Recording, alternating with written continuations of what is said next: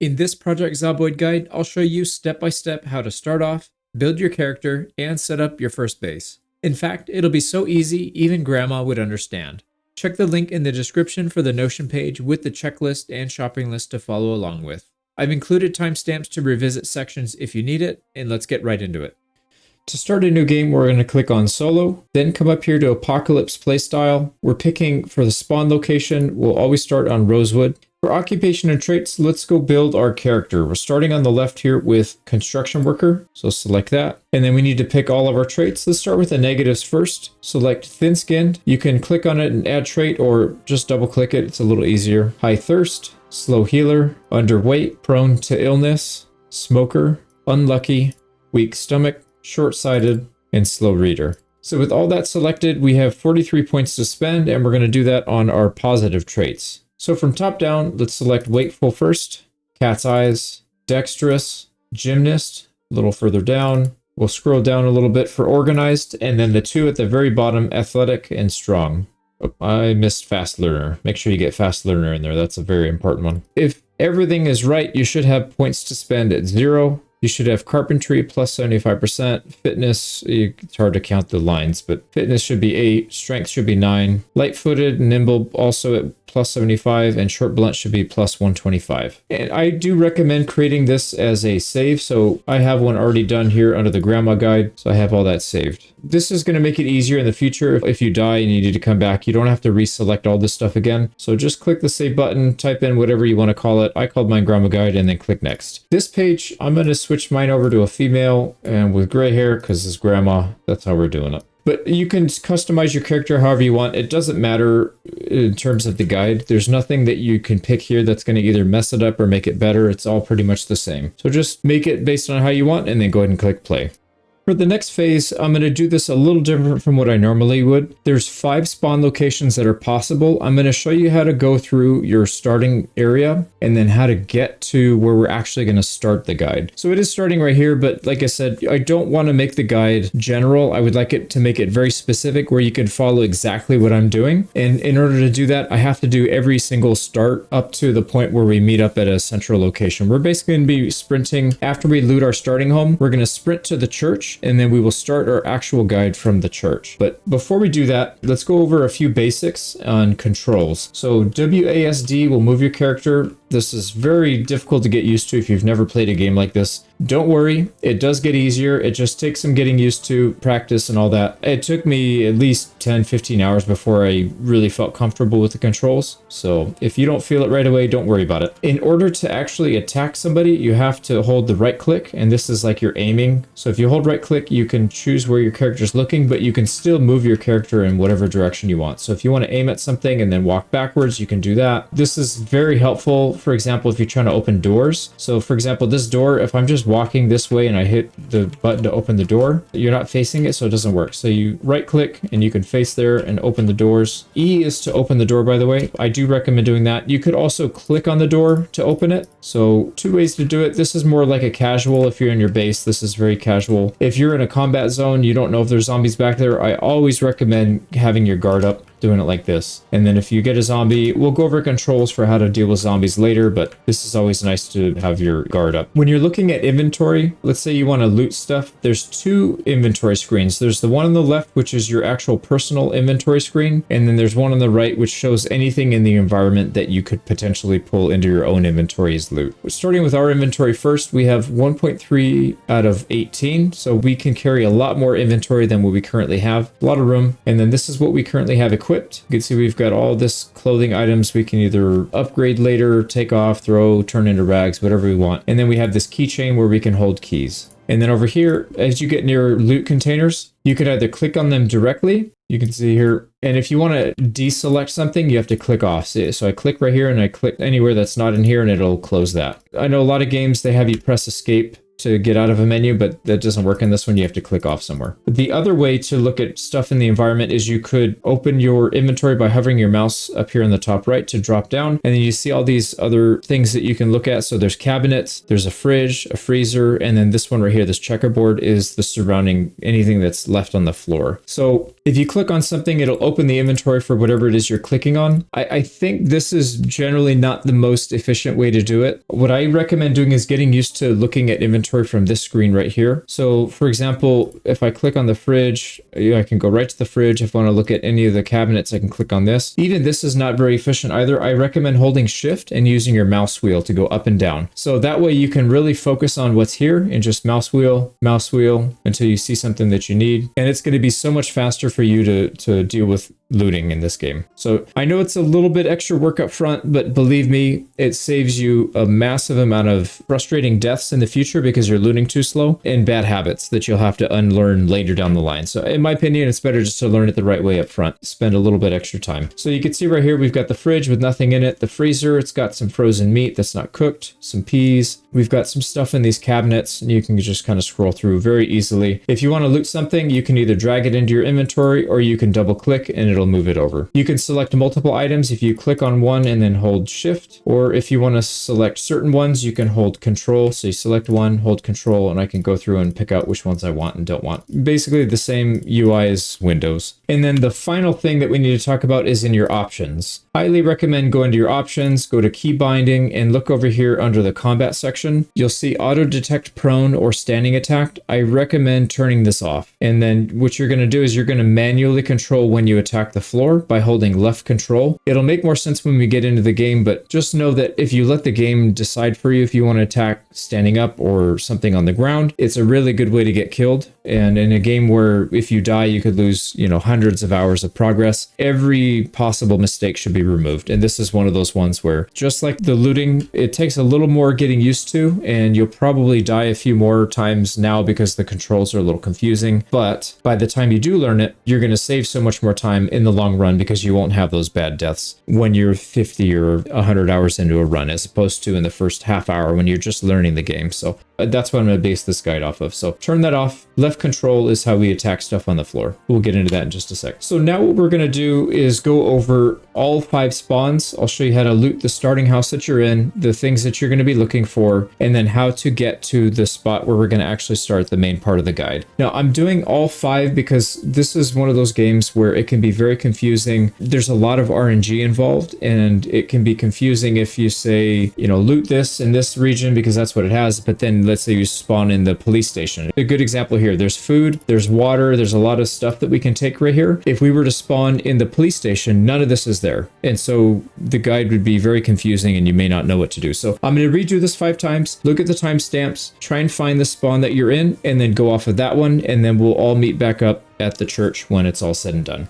So the first spawn we're going to look at is this 2-story house. This is probably the easiest one because where we need to go is literally right up the street right here. So the first thing we're going to do is look for food. We're looking in the freezer for anything that we can eat without having to cook. We don't want to spend too much time here. We can grab the peas. They're not defrosted yet, but that will defrost over time. We'll look in these cabinets and see if there's anything here. And we're using the shift scroll to look through the cabinets. Looks like there's not a whole lot here. There are some bowls. If you don't find anything that you can take for water, I would highly recommend taking bowls if they have them, or mugs, or whatever you can get. So we can put water in these. You don't have to worry about them spilling out. Your character will just slowly drink from these when she gets thirsty. The other thing is we need to find some kind of weapon to defend ourselves with. A frying pan and a rolling pin, both will work just fine. So what I recommend is taking both of these. Let's probably use the rolling pin first. So you can drag and drop, or you can double click. Now, one of these, let's go ahead and equip it to our back. If you right click, you can see you do have some options here. You could attach it to your back. You can put it in a cupboard. You can make it favorite. Most of the stuff, don't worry about. For now, we just want to attach it to our back, or we want to equip it. In this case, let's put the frying pan on our back, and then we'll go ahead and equip the rolling pin right now. We'll equip it as our primary, and you can see down here, this one is now on our back, and then we're holding a rolling pin. So let's go ahead and loot some stuff before we get out. So we'll want to check everything in the house before we leave. So check all these doors, and you use E to open doors. Bathrooms are a good place to find bandages. We'll want to find some bandages if they have them. Oh, wow, this is really lucky. So how to use generator is one of those magazines that you'll absolutely need, and it usually takes you a couple weeks to find it. Pretty lucky here. So most houses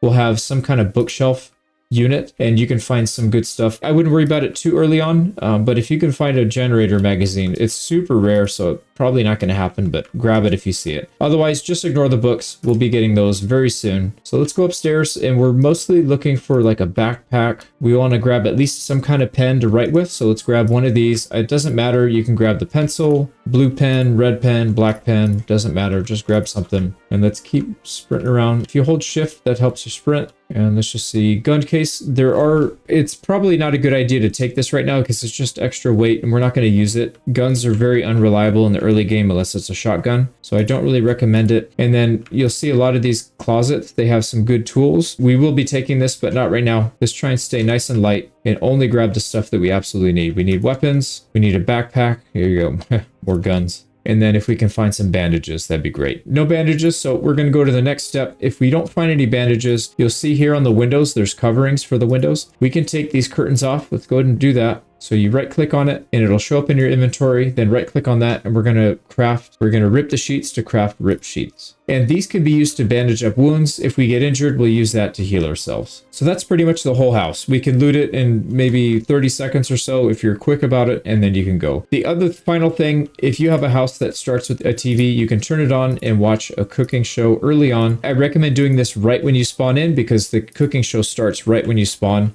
and then it's off. And then the next show, if you check the Notion page, there's a link to the wiki where you can find the schedule for all the TV shows. So TV shows basically just teach you how to do certain things. They give you XP in certain categories. So cooking is one of them, carpentry is another. Some of the survival skills like fishing and foraging and trapping, it'll give you XP for those, depending on what hour is on. So just look at the wiki if you're looking for that. My personal opinion, I think it's kind of a waste of time. You can get all your skills maxed out without ever watching any of the TV shows. So it's free XP, but it's kind of stressful to manage when the schedule is. So next thing, once we have all this done, if you have at least basics, you've got some water, some food, and something to defend yourself with, the next step is to get out of here. We're going to go out to the north or whatever this is to the top right. So the door's going to be right here, and there's going to be zombies out here somewhere. Yep, you'll see them. Don't freak out. It's okay. They'll chase us, but that's just part of the game. You got to get comfortable with people chasing you all the time. So I'm going to press M to bring up my map. And you can see here, this is our spawning house. This is where we started. There are some guns in here. If you want to mark maybe a gun, you can come back and get it later. Or if you know you already checked it, you can mark it with an X. And because we grabbed a pen, you can see we're able to click on whatever symbol we want to use and just click it on there. If we want to remove markings, we have to bring an eraser. We have to grab one when we see it. But that's a good way to mark, if you're going to check out all the houses in a town, you're going to want to do that. Before we go, this rolling pin and the frying pan is not reliable at all. Let's try and get in at least a garage and see if we can find something. So to be able to get into a window, you could either break the window or you can open it manually. We have high strength because of the build that I told you to take. So we have a pretty high chance of opening it. So go up to the window and press E.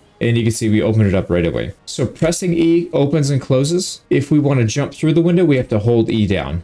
You hold it down and that'll initiate the animation to jump through. Let's come here and check out all these. Yeah, see here's some really good stuff. So metal bar, let's put that on our back. Let's also take the spare metal bar. And then we also have some hammers here we want. Melee weapons are very important to have. So we'll grab that. All the other stuff we'll deal with later. Now we still have this rolling pin and this frying pan. They're not really worth carrying. I'm going to go ahead and drop it. So right click and drop, or you can just drag and drop it out of your inventory and it'll fall away. Let's go ahead and equip this metal bar. So there we go. We got a metal bar. That thing does much better damage and it's got more survival rate than what the rolling pin's going to have. Now we'll go out to this main street. We're going to make a left and we will continue down towards the church. So hold shift, make sure you're sprinting.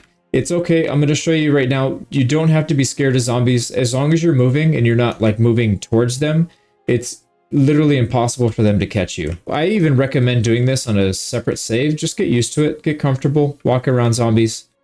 Just do this.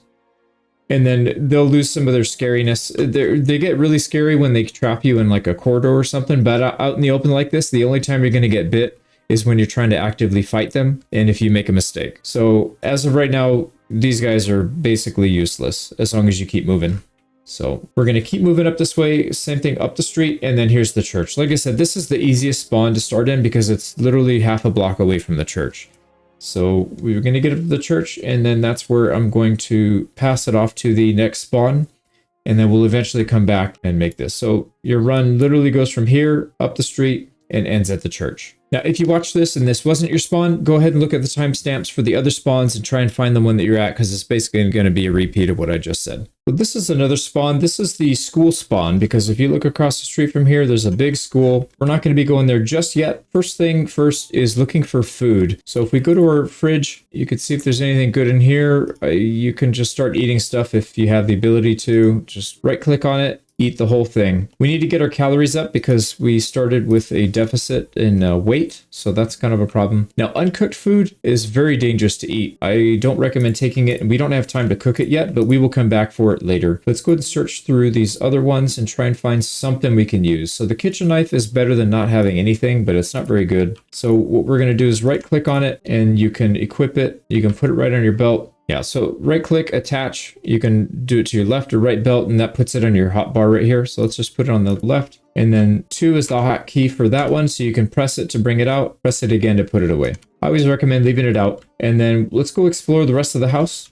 There's not a whole lot to loot here, but we can go in the bathroom here to look for bandages, no bandages. And because there's no bandages here, we're gonna take the curtains off of this window covering and turn that into bandages. So right click up here, right on where the fabric is, and then scroll down to remove curtains, and then that'll bring up the animation to take it off the wall. We're not done yet though. That puts a sheet in your inventory, right click on it, and then rip sheets. And after that animation, you see we got 4 rip sheets. This is good because if we get scratched or lacerated or anything, we can use that to bandage up some injuries. And you do that, just right click on it, and it'll have an option saying bandage a wound. So if you get injured, just pull up your inventory and look at that. So I don't really recommend taking any books right now. We'll be doing a lot of looting of books and magazines very soon, but we do want to have something to write with. So any of these, you can take all 3 or any one of them. I'm going to take the blue pen. That'll allow us to write on our map, which we'll need to do pretty soon. Check the rest of these. We can also take an eraser if we want to erase the markings that we made. Let's go into each of these rooms, see if there's like a backpack. We could use something to hold water. There's not a whole lot of food. We already ate most of the food that was here. Unfortunately, there wasn't anything good. Yeah, most of these are not going to have much in it. The tool closet doesn't look like it has anything good in here either. So this was a pretty bad spawn, but don't worry about it. It's not that big of a deal. We could still come away with something decent if we play our cards right. So if you press M, it'll bring up your map. So this is one of the furthest spawns. There's 2 spawns that are really far away. This is one of them. So we do have a bit of running to do. We're going to probably make a couple stops just because we didn't really get much to start with. And I do recommend at least getting some of the basics down before you leave. If you were able to find, say, like a bottle of water or like a kettle, and you could fill it up with water, if you find one, you just have to pull it into your inventory, right click right here, and then it'll have an option to add water. So you can see right here, we only have the option to drink, but if we had a container to hold water, we could actually do it right here. So if you have water and you could find some food to take with you, and you have something to defend yourself with, maybe you got like a wrench or a hammer, then I would say just make the run.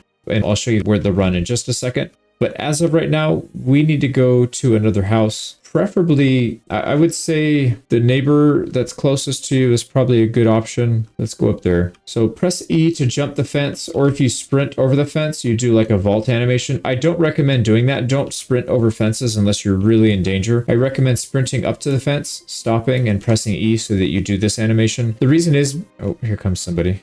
All right, so I'm going to show you how to do combat here in just a sec, but this is too much for me to show you how to do. Yeah, let's see, it's getting out of hand here. Oh, we got scratched. Lovely. So this is a good opportunity to show you. So you right click, apply bandage, and apply it to your left shin. Anything that's on your legs, you can't be moving in order to apply the bandage. So if you have a situation like this, I recommend just running. Like, this is too much. I could probably handle this, but I think especially for a brand new player, this is not worth trying. Let's just run. Like I said, if you see more than one, I would just run. If it's 2, you might be able to do it as a brand new player, but I don't even want to show you how to do this. This is too much. So just run. We're going to go down the driveway, and we're just going to run this way. Now, let me show you. You don't have to be worried about zombies. As long as you're moving, they can't really catch you. They will lunge, but as long as you're not moving towards them, if you move towards them, their lunge can actually catch you. But if you're like perpendicular to them and you're just Just keep walking, you'll be fine. If you think they're a little bit too close, tap your shift so you can get a nice little sprint, and then that'll give you a little bit of separation. Like I'll show you right here. So say I thought maybe she might hit us. So we sprint to lunge, sprint so she can't lunge, and it's no big deal. So we're gonna go past the school, down the street, and then we're gonna make a right at this stop sign. Now you could run if you want. Your character's got a lot of stamina because of the build that we have. I would recommend saving some of the stamina though. You don't need to run too much. So here's an open garage. This is a good opportunity. Let's actually make a left right here. We're gonna sprint into this garage and see if we can find some kind of tool that's better than what we have. Space bar is to shove. So if you got somebody, if it's only one zombie, space to shove them and space again when you're on top of them to stomp their head. Here we go. We got weapons. This is perfect. And then we need to get out before this guy gets to us. Perfect. All right. And then the metal bars, metal pipes, any kind of hammer, wrench, that type of stuff you can do. I would recommend taking because that's a short blunt. That's what we have our skill bonus in. We came from this direction. We made a right, and then we're making a left at the street. We're going to go down this street all the way down. And while we're doing that, let's go ahead and equip our weapon and get rid of this knife. This knife is terrible. Here we go. So right click and just drop it. Let's put one of the metal bars on our back. So right click, attach it to our back, and that puts it on the hotkey for this. So if we press 1, it'll bring it out, and 1, it'll put it away. And that means we have three more weapons basically in reserve. So we can do a lot of combat here if we really wanted to. But with this many following you, it's not really recommended. We're going to come up to another T intersection. If you go straight, it's a dead end. So make a right, and that'll put you basically where we need to be at the end of this street. So make a right, and our destination is going to be over here on the left. I'm going to run just to get past this part. Now you'll notice we've got some moodles up here. These basically mean that you have a deficit of something. Right now we're slightly thirsty because we don't have any water on us. That was unfortunate not to get one, but we'll get it soon. We also have some pain because obviously we got scratched. Now this is the church. So once you make a left right here, the church is right here. We're going to want to clear this whole area out, which I'll show you. I've got to do a couple more spawns after this, but this is basically how you get here. Unless you want to see the other spawns, I recommend looking at the timestamps and skipping to where phase 2 actually starts. So we'll start that right now. Now, one possible spawn is the police station, which is kind of good, but also kind of bad. There's potential to find some weapons here. Generally, there's not any food or water bottles. Maybe we can find one. We'll see. I do like the spawn a lot, though. So let's go ahead and go through how we clear this out quickly and then get up to the church. So I'm going to unpause here. Let's check all these desks. You can even check the one in here, too, if you want. Yeah, not really a whole lot. So I recommend just having your mouse over this so you can highlight. We'll grab some matches, an eraser. We'll grab a pen. Any matches or cigarettes that you can find is good. We just need one pen and one eraser. You don't need anything else in terms of that type of stuff. Unless you want to do multiple colors, I generally just keep to one color. Here we go. Cigarettes, more matches. We'll take all that. So we'll be taking this type of stuff and any weapons that we find. This other stuff we don't need. Newspapers, paper clips. We can just ignore that stuff. Adhesive we can ignore. Cigarettes, we'll take more cigarettes, and you don't ever need more than one eraser. So that's it for this area. Let's go to the back. So we'll go through this door right here, make a right, and then a quick left. And right through this door, you'll see 2 doors. Make sure you go through the one on the right, and then we'll also go through this door here once we loot this area. So this is the locker room, and we're going to check every one of these and just see. Sometimes you can get food, sometimes you can get weapons, like a nightstick. So here's a lunchbox. So to be able to loot the stuff inside the lunchbox, just go ahead and drag it to the floor like this. And then it shows up right here on your side. You can scroll down to it and you can see we've got oatmeal cookies and chocolate bread. Let's go and eat both of those because we do start with a calorie deficit and we are underweight. So we need to get our weight up. Just eat everything you can until you're stuffed. So let's go back out. And as I mentioned, we're going to go to the second door over here. Hopefully we can find like maybe a backpack. If it's really dark, by the way, you'll see these little switches on the wall. You can click on it. And right now the power's still on, but eventually it'll shut off. So use the power while you can. Here's a good find though, fanny pack. So this is a form of a backpack, kind of, sort of. It's meant for small stuff. So let's go ahead and right click the fanny pack and we're going to wear it. You can wear one on your front and one on the back. So you can actually have 2 fanny packs, which we do want eventually. RNG, I don't know if you're going to get it. It's very random if you find one or not. I recommend keeping all of your writing utensils in one and then maybe some medical supplies in another fanny pack. So like the eraser, you go ahead and click and drag it over to your fanny pack and it'll move it over there. I'll get into backpacks and why they're important, but essentially what these do is they reduce the weight that you're carrying, by a certain number. So in this case, this has an encumbrance reduction of 50%. So if we put 1 kilo of weight in there, it actually only weighs you down by 0.5. That's the benefit of having backpacks. It basically expands your inventory capacity by reducing the weight that you're carrying. We'll keep the pen and the eraser in there so we can mark up our map without muddying up our main inventory. So it doesn't look like we're going to get, oh, we did actually. On the very last one, we got a nightstick. But if you look at the condition, this one is in very poor condition. So it's not going to last very long, unfortunately, but at least it's better than nothing. So we'll go ahead and right click it, attach it to our left belt loop, and you'll see it show up down here. So number 2 is the hotkey to bring that out. So press 2, she'll whip it out. Press 2 again, she'll throw it away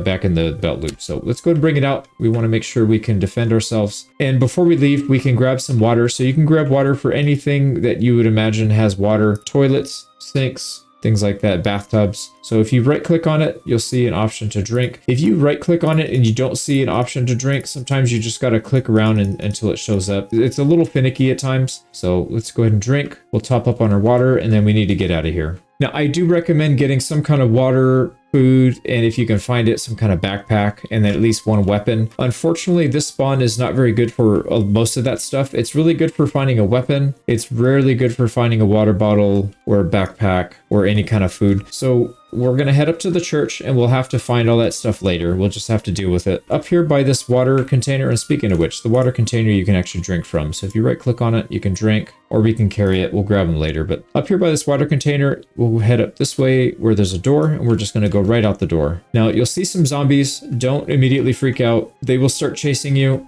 I'm going to show you they are actually much less scary than most people think they are. As long as you keep moving, they cannot catch you.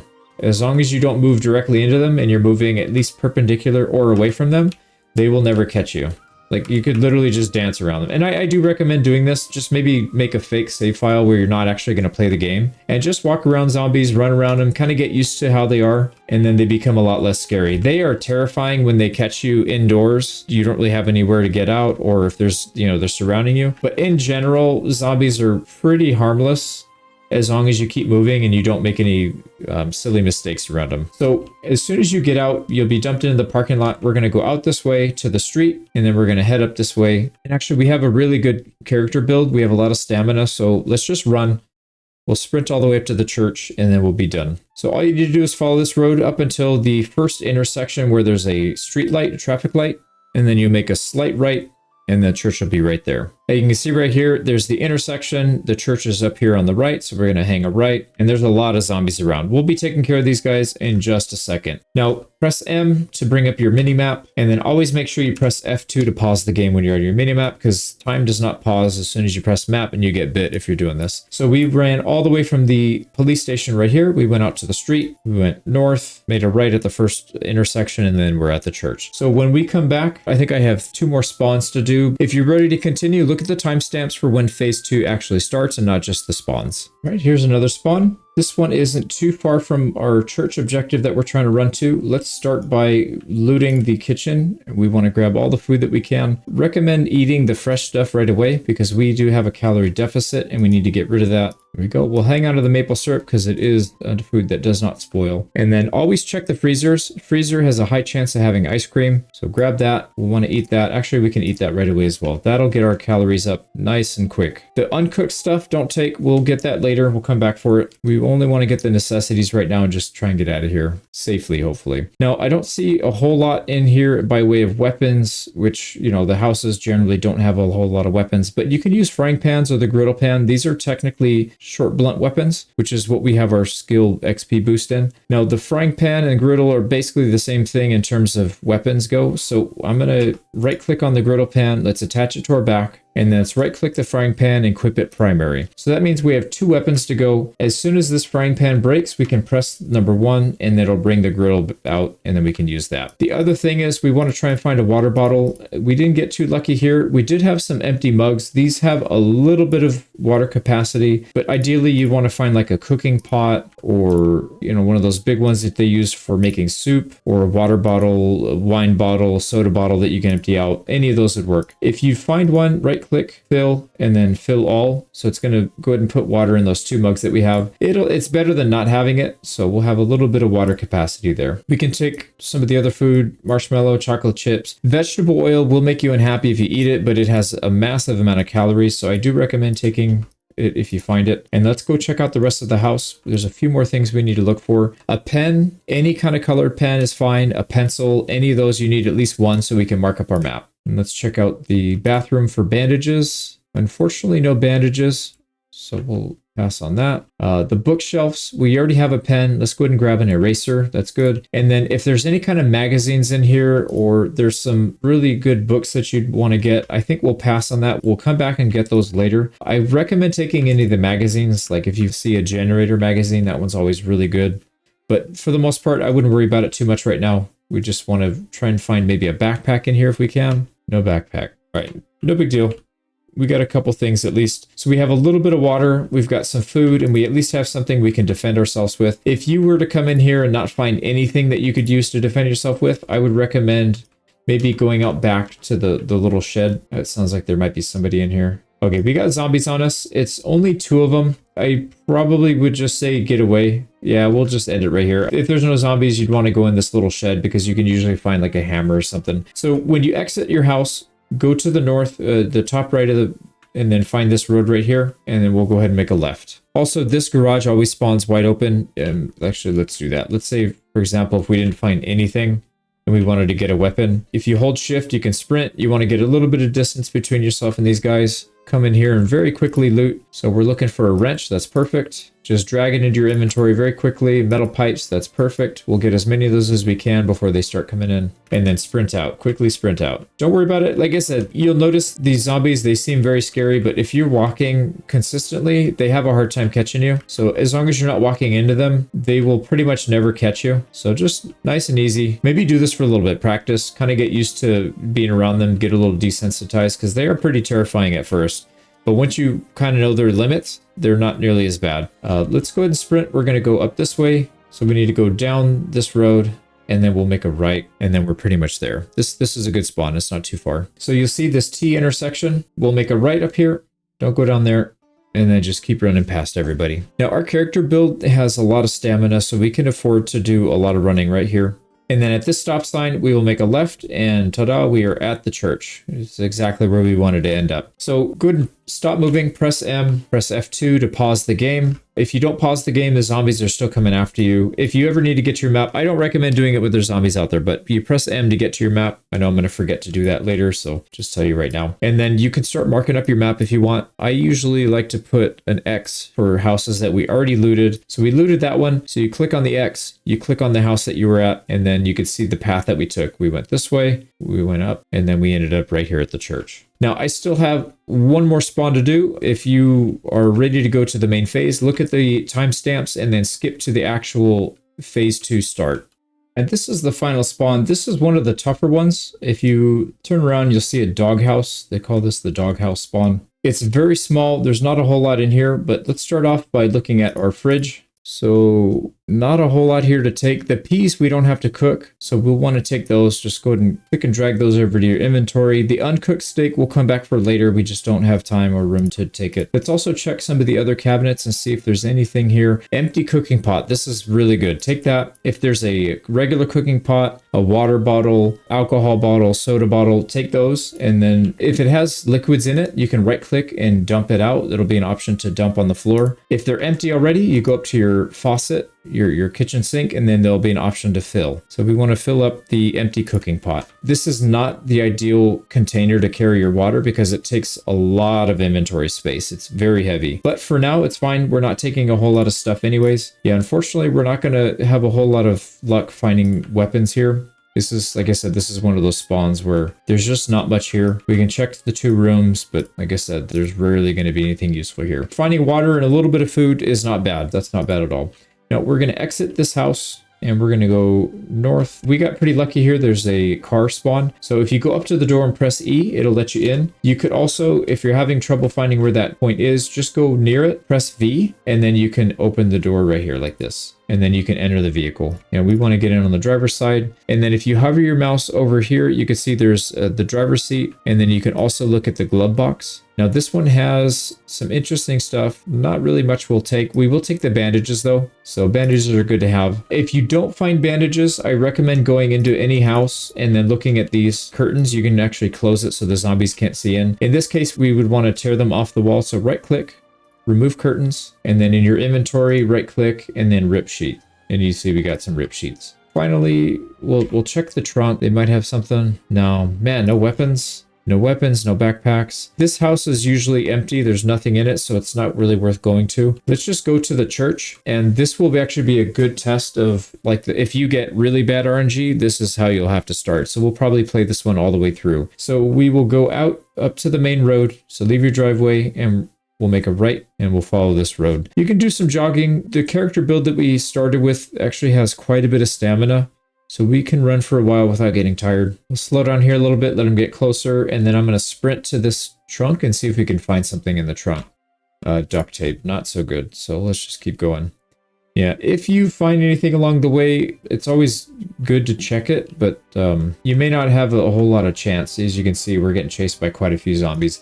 Now, you'll notice I didn't freak out. I'm going to actually turn around and show you how harmless these guys are. As long as you don't get completely surrounded, you're totally fine. Just keep walking, keep moving. If you get surrounded like that a little bit, just do a quick sprint. Just hold shift to sprint for a second, and then you can get through them. No big deal.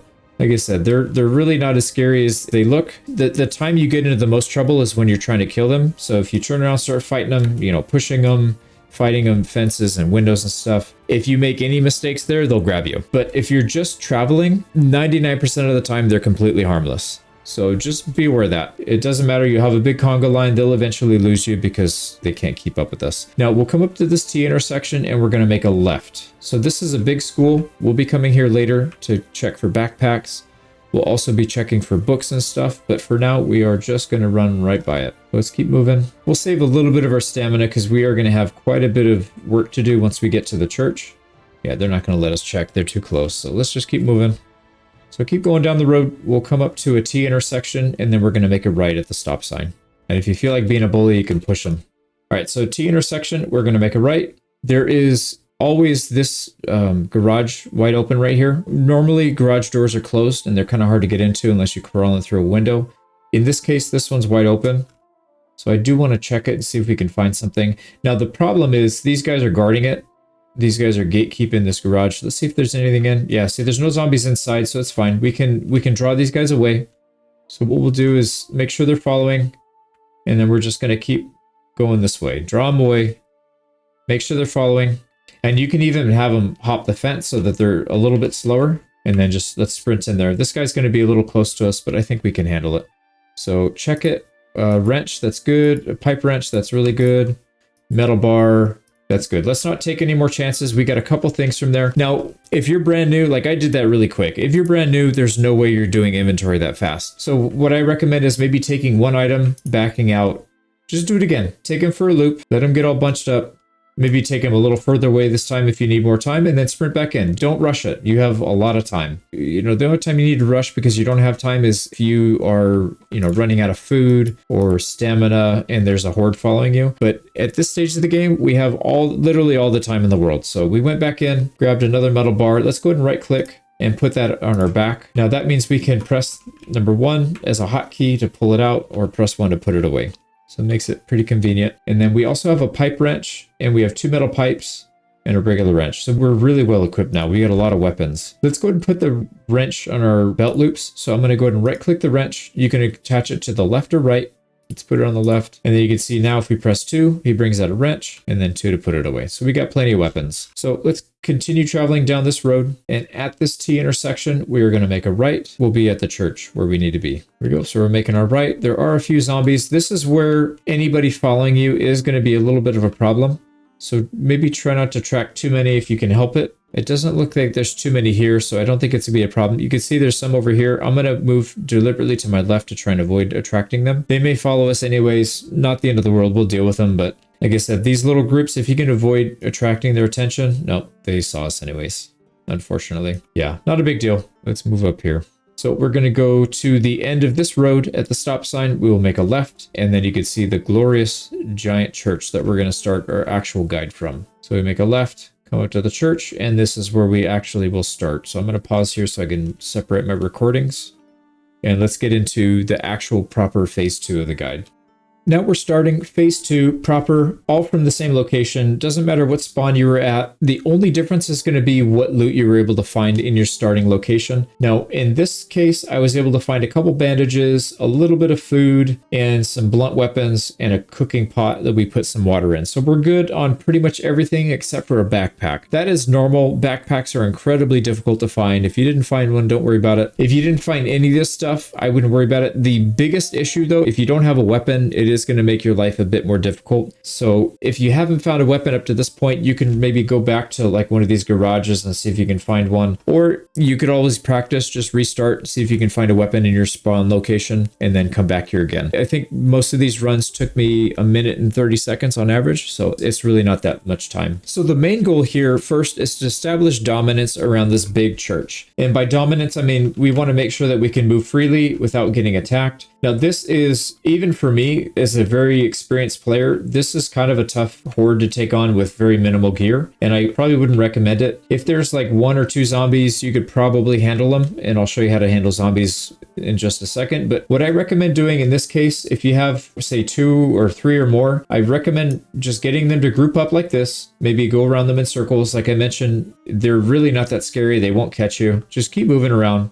Get them nice and tight, and then start walking away. And then as you walk, you see they will start to elongate their formation, and then we'll have to do another circle just to keep them nice and tight. And then we'll probably attract more zombies as we go. Not a big deal. We're going to lead them away and then ditch them somewhere in the neighborhood. So let's see if there's anything here we want to pick up. This is actually pretty empty, so I think I'm just going to pull them straight down the road, and then we'll ditch them in somebody's backyard. So this is a very common tactic. If you're in over your head, this is called pulling, or I call it pulling. I don't know what most people call it. I call this a pull. So we're going to pull these guys away, and then we're going to run back. They will loiter around here and eventually spread out, but we don't really care what they do after, a couple hours. We just need the church to be free so we can get in there, open up all the windows, and then we can use it as a temporary base. So here we go. They are following. This is probably far enough, maybe 2 or 3 houses away. And then what I recommend doing is sprinting. They will continue to follow you. Keep sprinting. They will continue to follow you. And then once right here, they lose the line of sight. They have now officially lost you. They will go right here and then continue to try and follow you. So hop the fence, stay away from the trees if you can, and then make your way back to the church. So this is a little scary because you can't tell what's here. So again, just keep moving forward. If there's a zombie there, it's not the end of the world. You see one right here. He's a little scary, but just keep moving. As long as they don't get right in front of you and bump into you, you'll probably be fine. Even if they do bump into you, I'll show you. Just sprint. As long as you sprint, you can push them out of the way. So I'll do it again. Sprint, just do a quick sprint, and then they can't grab you because you stun lock them by basically shoulder checking them. So here we go. Let's take a look behind us.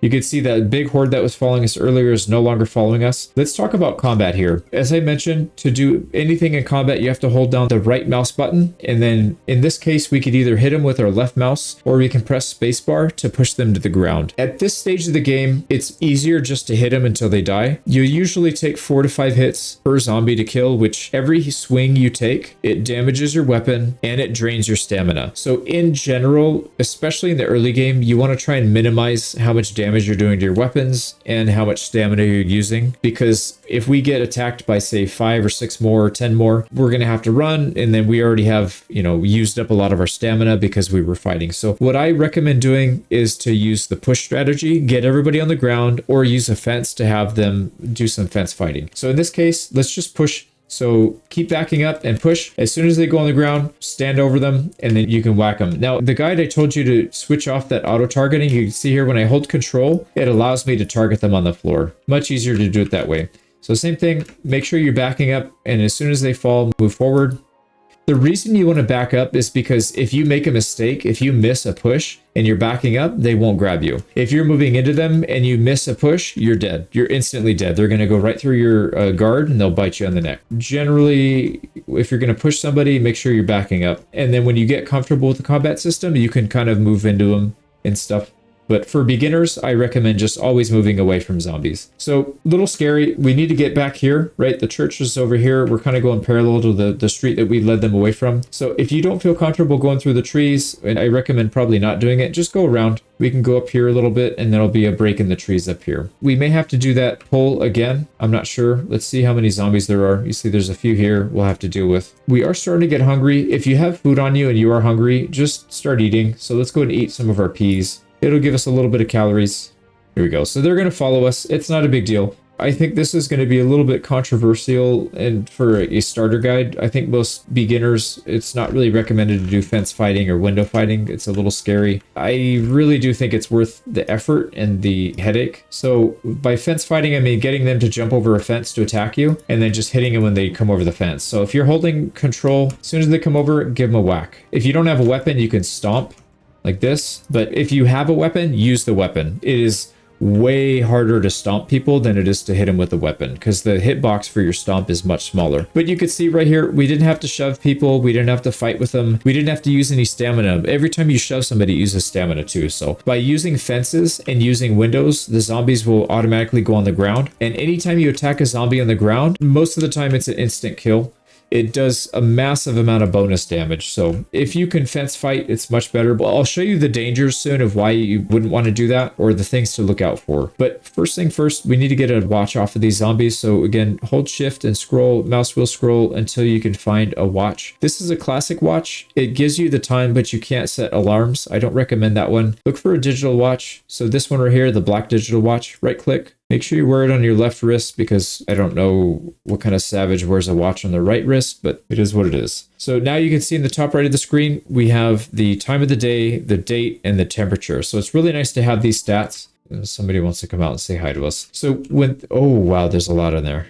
So I'll show you why you don't want to fence fight or fight in the windows. If you see more than one zombie coming out and you can't keep up with the attacks, you have to back out. So right here, this is too much. You should back. I'm going to go back and smack them because I know what I'm doing. But in this case, for a beginner, I recommend just running away. As soon as that second guy comes out and you can't get him in time, just run away. It's not worth it because they will lunge on the floor and pick your ankle, and you're going to be in deep trouble. So just run away and then you can fight him somewhere else. So what I would recommend doing is going into the church. This church is such an amazing spot to fight.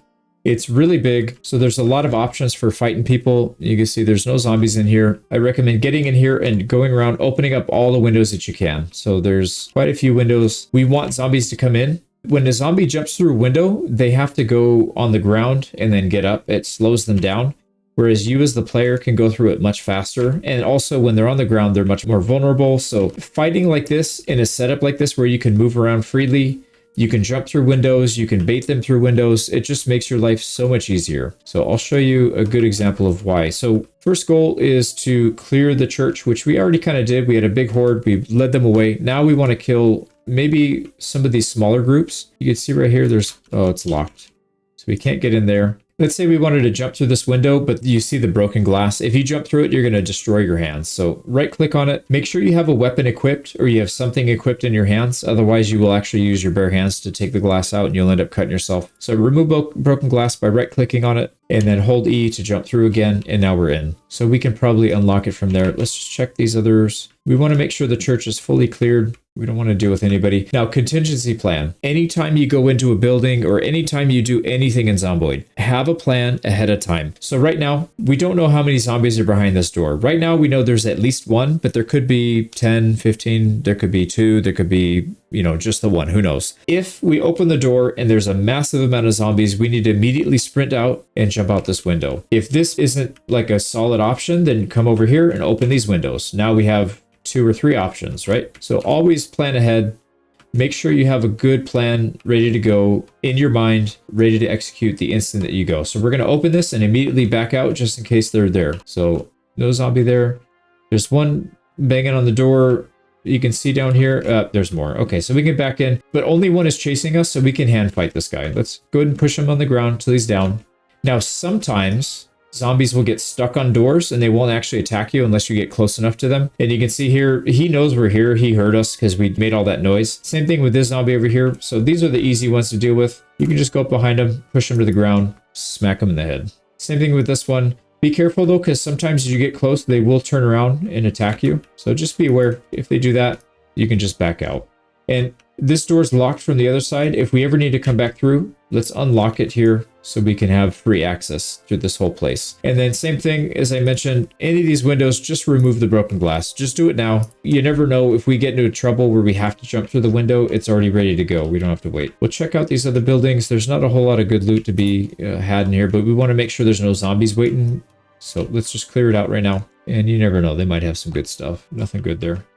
And then bathroom. If you're thirsty, this is a good spot to refill up all your stuff or just drink straight from the hose. And let's go outside. There we go. So mostly clear. Let's clear a little bit more. Here we go. This is a good example of why I love fighting at the church. So there's quite a few zombies here. You could spend time luring them away. It's a good idea, but I think you should get comfortable with fighting and you should do it fairly early on because if you die, it's only a couple minutes of work that you have to redo. So I wouldn't worry about it. But let's come over here, we'll jump through one of the windows, and then we're going to immediately turn around and get ready for them to come through. Like I said, one guy, okay, that I missed the hit, so immediately run, right? As they lunge, if they get you, then you're going to be in trouble. So just run. Oh, this game's all about taking smart fights. So this lady was cheating. She didn't go through the window, so unfortunately, she ruined our plans. But it's not a big deal. Slow it down, draw them away from the windows, and then go back in. We can go back in over here. Let's just jump in this window. And if it's too much, lure them away like we did in the early game. Yeah, see, they're getting kind of crazy here. I'm gonna smack one just because I'm frustrated, but this is maybe a bit too much actually. But you can see how useful it is having all these windows already open. See, oh my god, that's a lot. So we'll kill as many as we can, but we're probably gonna have to retreat. But you can see how useful these windows are. It slows them down. It funnels them into a single file line. Yeah, it's too many. It's probably a bit too many. I'm gonna keep doing the little daisy chain. We could just keep fighting in windows. Oh, assuming I don't miss my attacks. All right, that guy's got a backpack for us. That's perfect. So like I said, for me, I'm very comfortable doing combat like this because I've played the game for a lot and I've killed, I don't know how many hundreds of thousands of zombies. But if you're not comfortable, smack one and then run. Go through a window, smack one and run. Go through another window, smack one, and you'll eventually whittle them down. It's not that big of a deal. So you, like I said, you don't have to rush. There's no rush. Let's go ahead and find this guy's backpack. Here it is. So we got a school backpack. We're going to right click it and equip on the back. And there we go. Let's see if anybody else has decent loot on them. Just scrolling through. Like I said, make sure you're using your shift and mouse wheel so you can get through this stuff quick. Glass, if you find a pair of glasses, wear them. We did take that perk short-sighted, which means we actually have bad eyes. It only affects foraging, which we're not doing foraging right now. So I wouldn't worry about it. But if you can find some glasses, you might as well put them on. Let's go back in the church and make sure that it's clear. Now, we already knew we drew a lot of zombies through here. Do not jump through that window. There is a very high chance that there's a zombie sitting on the side just waiting for you to jump back through. So always go through the door. Go in a spot where you know you can see the whole area without putting yourself in danger. If you jump through, you're stuck in this animation where you can't move at all. So if there's a zombie right here, they'll immediately grab you. So doing that much safer. And you can see we left a bit of a mess. And I forgot to open these doors earlier. We want to open the whole church up. So now we're good. Church is clear other than the upstairs. Let's go do the upstairs real quick. So in here, we just want to make sure this whole thing's clear. So when we come back, we don't really have to worry about it. And turn lights on if you don't want to deal with the dark. All right, no zombies in here. We're good to go. Turn these lights on. All right, next step. We are moving on to the next phase. So we have a home base here. And by home base, I mean, if you get chased by zombies and you don't feel like leading them away, you have a safe place where you can lead them back to and just fight through the windows and eventually whittle down those groups into small sizes. So this is like your safe space. If you get in trouble, just run back here and you can figure out what to do from here. But if you zoom out a little bit, we're going to go across the street to these 2 stories. The bottom floor is all commercial buildings. So they're little shops, a barber shop, there's a legal services, and I think there's like a medical supply store. Oh, I forgot to clear these guys out too. Let's draw these guys out. If they're 1 by 1, just take them out right here because it's really safe to fight 1v1. Oh boy, there's a lot of them though. All right, these guys are going to have... let's deal with them since they're here. So the ones at the door, they will break that door down eventually. Most likely the one at the window will come out first, or you can break the window open for them, help speed it up a little. Here, come on through. And then same thing, we're just beating them through when they pop out of the window. And always remove broken glass as long as you have some free time because you never know when you're going to need it. Now, they're pretty close to breaking the door down. Oh, here's somebody coming. Yeah, come on out. There we go. And we'll take out the glass. Yeah, this thing's ready to go. There we go. So fighting 2v1 is not as bad as it seems. Just keep moving back. As soon as one's on the floor, keep moving back and then try and push the other one. If you stand on top of a zombie, they physically can't get up. And if there's another zombie up and they're standing on top of them, they can't get up. So if you're fighting two, it always helps to get one on the floor and then position yourself where you can just stand on them and then push. Oh, I meant to do the pushing animation. But like, let's say if this zombie was on the ground and then this one was up, we could easily stand on this guy, just keep pushing.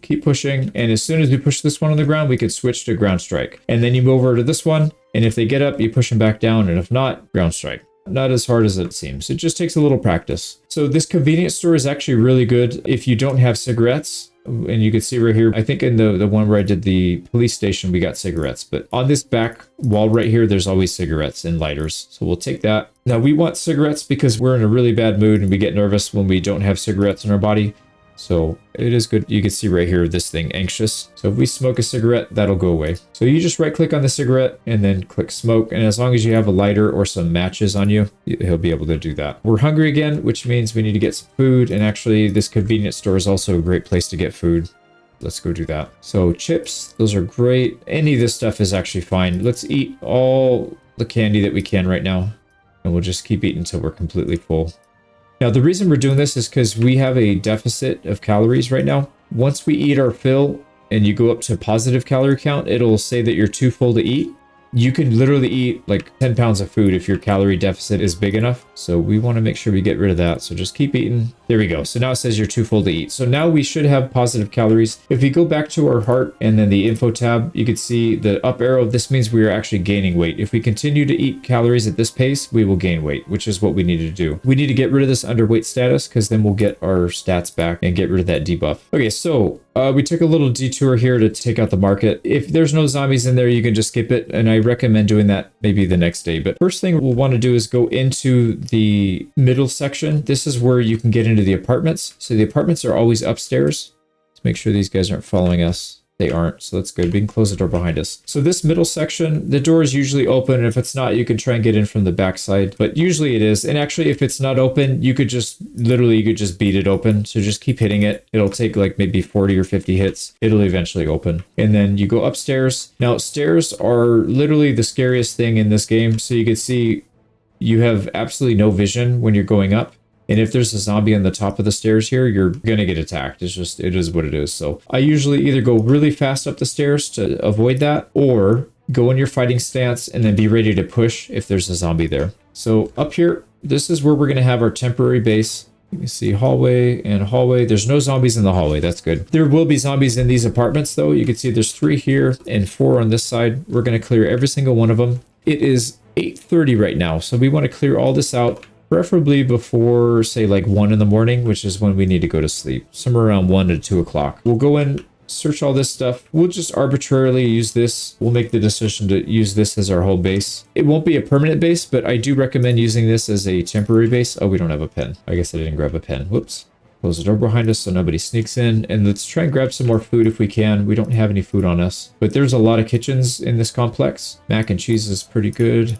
And we can eat the oh, we can't because we're full. All right, that's fine. And always grab a can opener if you see one. Those are good to have. Check all the rooms, turn on all the lights, and then check down here by the bed. Sometimes you can get some good stuff in here. And since this is going to be our temporary home, let's go over to the TV. You click on it. It'll open up this menu. Let's go ahead and turn it on. Make sure you turn the volume down immediately. So click on the one all the way on the left and then change this to life and living and then click tune in. If you go to the Notion page, there's a link to the wiki that shows the full schedule of life and living. If you want to get free XP, you can watch these. And we've got a TV in our house, so we can just come back and do that. But let's start moving to the next ones. So I always recommend keeping your personal door closed and then always leaving the ones open that you're looting, but you're not planning on staying in, because then you know for sure that you were there, because zombies don't open doors. Only the player can do that. Let's look for food. Yeah, it's just a bunch of meat, which we're not going to take just yet. And we're looking for anything that we can hold water in. So saucepans. You can see earlier here, we've got a cooking pot with water. If you can find, oh, here's some fresh bed. We'll definitely take that.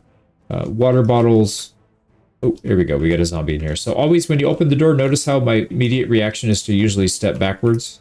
At least I think it was. If you step backwards, it buys you a little more time. You can push her off and then get her on the ground and bash the head in. So there we go.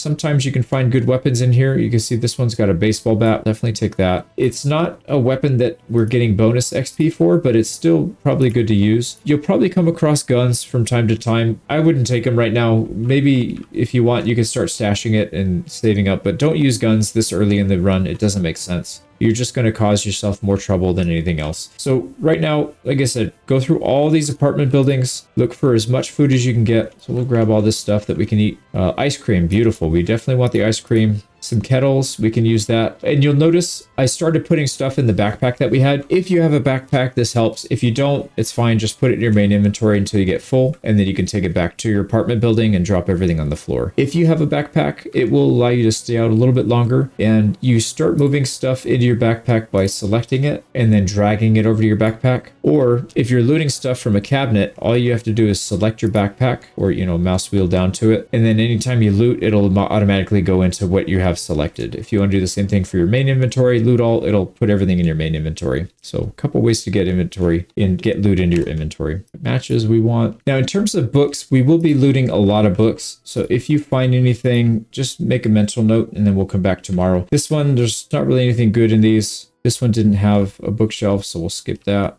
Now we'll clear the ones on this side. Always check your hallways and then be ready to move back because I can hear them beating on doors. They're probably downstairs, but on the off chance that they are up here, we got to be ready for that. More ice cream, more peas. We could even take the uncooked stuff now. Actually, it's probably not a bad idea because we will have a nice home base where we can grab everything and start cooking it. Empty cooking pot. Let's definitely take that so we can grab more water. Probably want to get maybe 5 to 10 containers of water that you're not going to carry with you, but just leave at the base because the water and electricity will eventually cut out, and it's always good to have some backups. Also, I don't think I have... I don't have an eraser. I don't have any pens. Let's take that. I think in most of the intros that I did, I was able to grab a pen, but this one, for some reason, I didn't grab one. So trying to have that so you can mark up your map. And I'm going to speed this up because this is more or less just repeating the same thing over and over. Just go in, loot everything you can.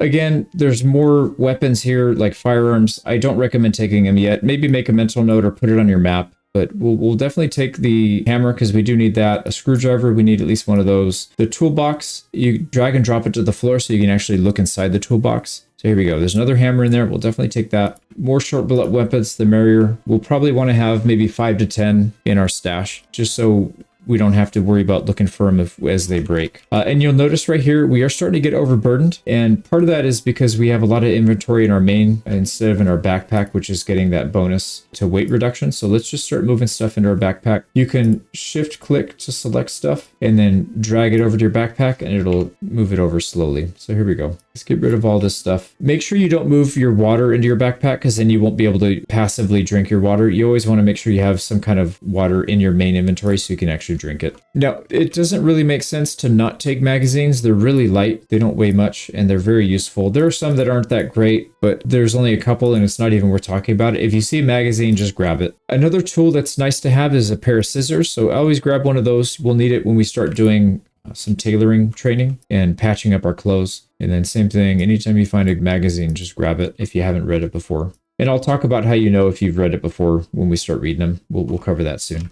And that's pretty much it. They usually don't have much good in these nightstands other than maybe firearms, but we're not taking those. So that's pretty much the top floor cleared. And we did it quickly. It's not even 12 o'clock yet. We still have a little bit of time. Why don't we go back to our base? We'll sort through our loot, double check the hallway, make sure nobody came up after us. And let's go back in this is our, like I said, our pseudo home base. So in terms of organizing loot, always put your food in the freezer. The freezer is where everything needs to go if it says fresh. If it says fresh, that means it can go bad if it's not frozen. And even in the freezer, it can still go bad, but it takes like several months before it does that, I think, usually. So we'll put all the food back in there and then make sure you go to your backpack if you have one and then take all the fresh stuff out of there. And that's it for anything that's going to decompose. What I would recommend next is to fill up all those containers that you got. So go up to your kitchen sink. You can see fill all. There's a massive amount of things that we have. So just fill them all up. If you want to speed up time a little bit, F3 and F4 will speed it up. And then we'll want to set these aside separately from our loot because these are basically just emergency containers that we're not going to want to keep on us. So right click it, go up to your table. You usually have a dining table here. Right click on cooking pot with water, scroll down to the bottom, place item, and then we can hover where we want to, we can kind of select where we want to put it. You just put it somewhere on the table. Same thing with the kettle of water. We'll place all the items and then we can choose 1 and 2. So we've got 3 containers there. We might have some more. Do we have any? Yeah, we have a cooking pot with water. And we have a saucepan with water. Unfortunately, we don't have a bottle of water yet. So we do need to keep one on us so that we can continue to drink. We don't need this giant soup pot to do it. So next thing, we need to get rid of all the loot that we don't need right now, but we are saving for a later date. So like some of this food, just click and drag it on the floor somewhere. We'll organize it later. It's not a big deal. We don't need any of these books. We don't need some of these weapons. We do want to have a couple weapons on us, but we don't need this many weapons. So most of the stuff, just put on the floor. Maybe keep 2 or 3 on you at a time. Most of this stuff we can just dump on the floor. Everything from a backpack, just dump it on the floor. So we're going to have loot piles, and then eventually we'll have loot containers where we store them all. But for now, it doesn't make sense to spend time organizing them. It's just a waste of time. Now, these magazines, like I said, there's very few magazines that aren't really worth doing. Like this one, engineering magazine, this is a total waste of time. I've never once made a smoke bomb. It's probably a complete waste of time. But it doesn't, just take them all. And then it takes only a few minutes to read it. And then you don't have to worry about it in the future. So let's pick up the magazines. We'll come over here towards the TV in case the show comes on. We can watch it while we're reading. So you go into your inventory, and if you hover your mouse over it, you see where it says, it'll tell you what it teaches you. And then below that, it says unread. So if we right click and then click read, and you see the progress bar, and usually you speed these up. So we'll speed this up a little bit. There we go. And now if we look at our engineering magazine, hover over it, it says already read. So now when you go in the future, if you're looking at stuff, just hover your mouse over something. If it says already read, you know not to pick it up because you've already got it. So let's go ahead and dump this one on the ground, and we'll read the cooking magazine next.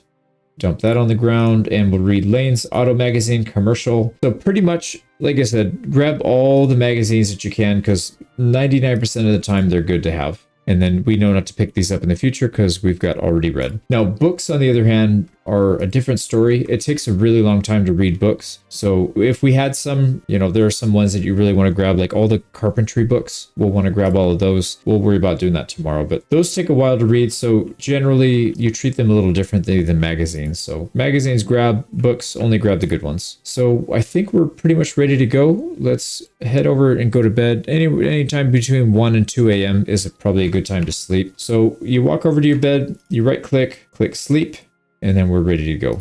And we wake up at about 5:30 in the morning, it's still a little dark, but it's not that hard to see. So I do like going to bed around that time every night, even if we're not tired yet. We didn't have the Moodle saying that we were tired, but it's usually a good idea to try and go to sleep at around the same time each night so that you can wake up during the daylight and not have to fight at night. It adds a little bit more complexity to it. So that's pretty much for phase 2. That's the first day. The next phase is going to be the first week. And there's a lot to get into, so let's get right over to that. Now we begin phase 3, which is our first full week. This is where the guide gets a little bit looser. It's going to be difficult to tell you exactly what to do because I don't know what you're going to find in your run, and I don't know what I'm going to find here in this run. But the main goals you're looking for is finding critical items such as critical books. You want to find all 5 carpentry books. Level 1 and level 2 are the most critical, especially for the first week, because you want to get your carpentry skill up quickly. You won't be using carpentry 4 and 5 for a while because it takes a while to grind that skill, but you will want to find all 5. You'll also want to find mechanics level 1 and electrical level 1. And the reason we do that is so we can hotwire cars. Very important also is to find critical magazine, how to operate a generator. Without that, once the power goes out, you're going to be out of luck. You won't be able to keep food in the refrigerator. We'll also need to find a couple gas cans. The more the merrier, but I think 2 at the very minimum is probably best. And then 2 generators, not 1, but 2. We need 1 for our base, and we also need 1 for the gas station. Because once the power cuts out, the gas station needs to run. And if you don't have a generator there, you can't actually run the gas station. Once we've found some of those items, we can begin grinding carpentry. We'll also want to be on the lookout for better backpacks at all times, and then check cars to see if we can get lucky and find a key for a working vehicle. So let's get started on that. In terms of critical books that we need to find, let's see, I don't think we found the generator one. I know in one of the runs we got really lucky and got it early, but this run we did not. We don't have any books yet, so this is actually a good start. We need to get everything that I just talked about. If you have some of these things, then you can start working on it right away. Make sure you read your carpentry level 1 as soon as you can and start working on that. In terms of food, we don't need to take a whole lot of this food with us because we are going to be looting some houses. So let's maybe just take a little bit of ice cream with us. We got to keep our weight up. How's our weight, by the way? Always keep an eye on your weight. See, our weight is no longer going up, which means we need to chug ice cream. There we go. Now we're getting double up arrows, which is really good. That means we're going to gain weight quite fast. Let's take the rest of our ice cream. We'll save that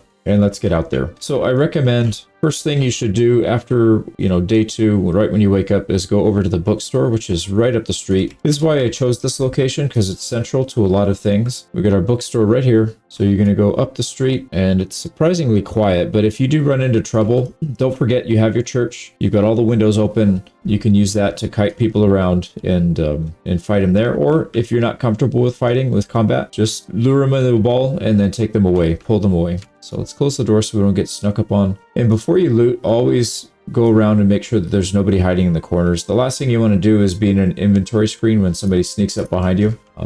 Zombie. Don't let that happen. Now, bookstore, we're looking for mechanical, electrical, and any carpentry. Mostly level 1s. That's the most important one. You could also grab tailoring. That's pretty important for later. Not critical, but it is nice to have. Here we go. Mechanics level 1. Carpentry level 1. Perfect. That is huge. So getting level 1 carpentry is important. You're going to want to read that as soon as you can. And now we need electrical and any carpentry. There's more carpentry in here. Level 3, level 5. We'll take all those. Electrical level 1. We have all the electrical that we'll need for the whole game. Carpentry 3. We don't want duplicates. Carpentry 2. Holy crap. We're getting lucky. Now all we're missing is 4. Carpentry 4. We have all 5. Wow. So, like I said, it's very RNG dependent. A lot of times you're not going to find everything in one place. You'll have to go to other places. I'm going to play this as if we didn't find everything we need already.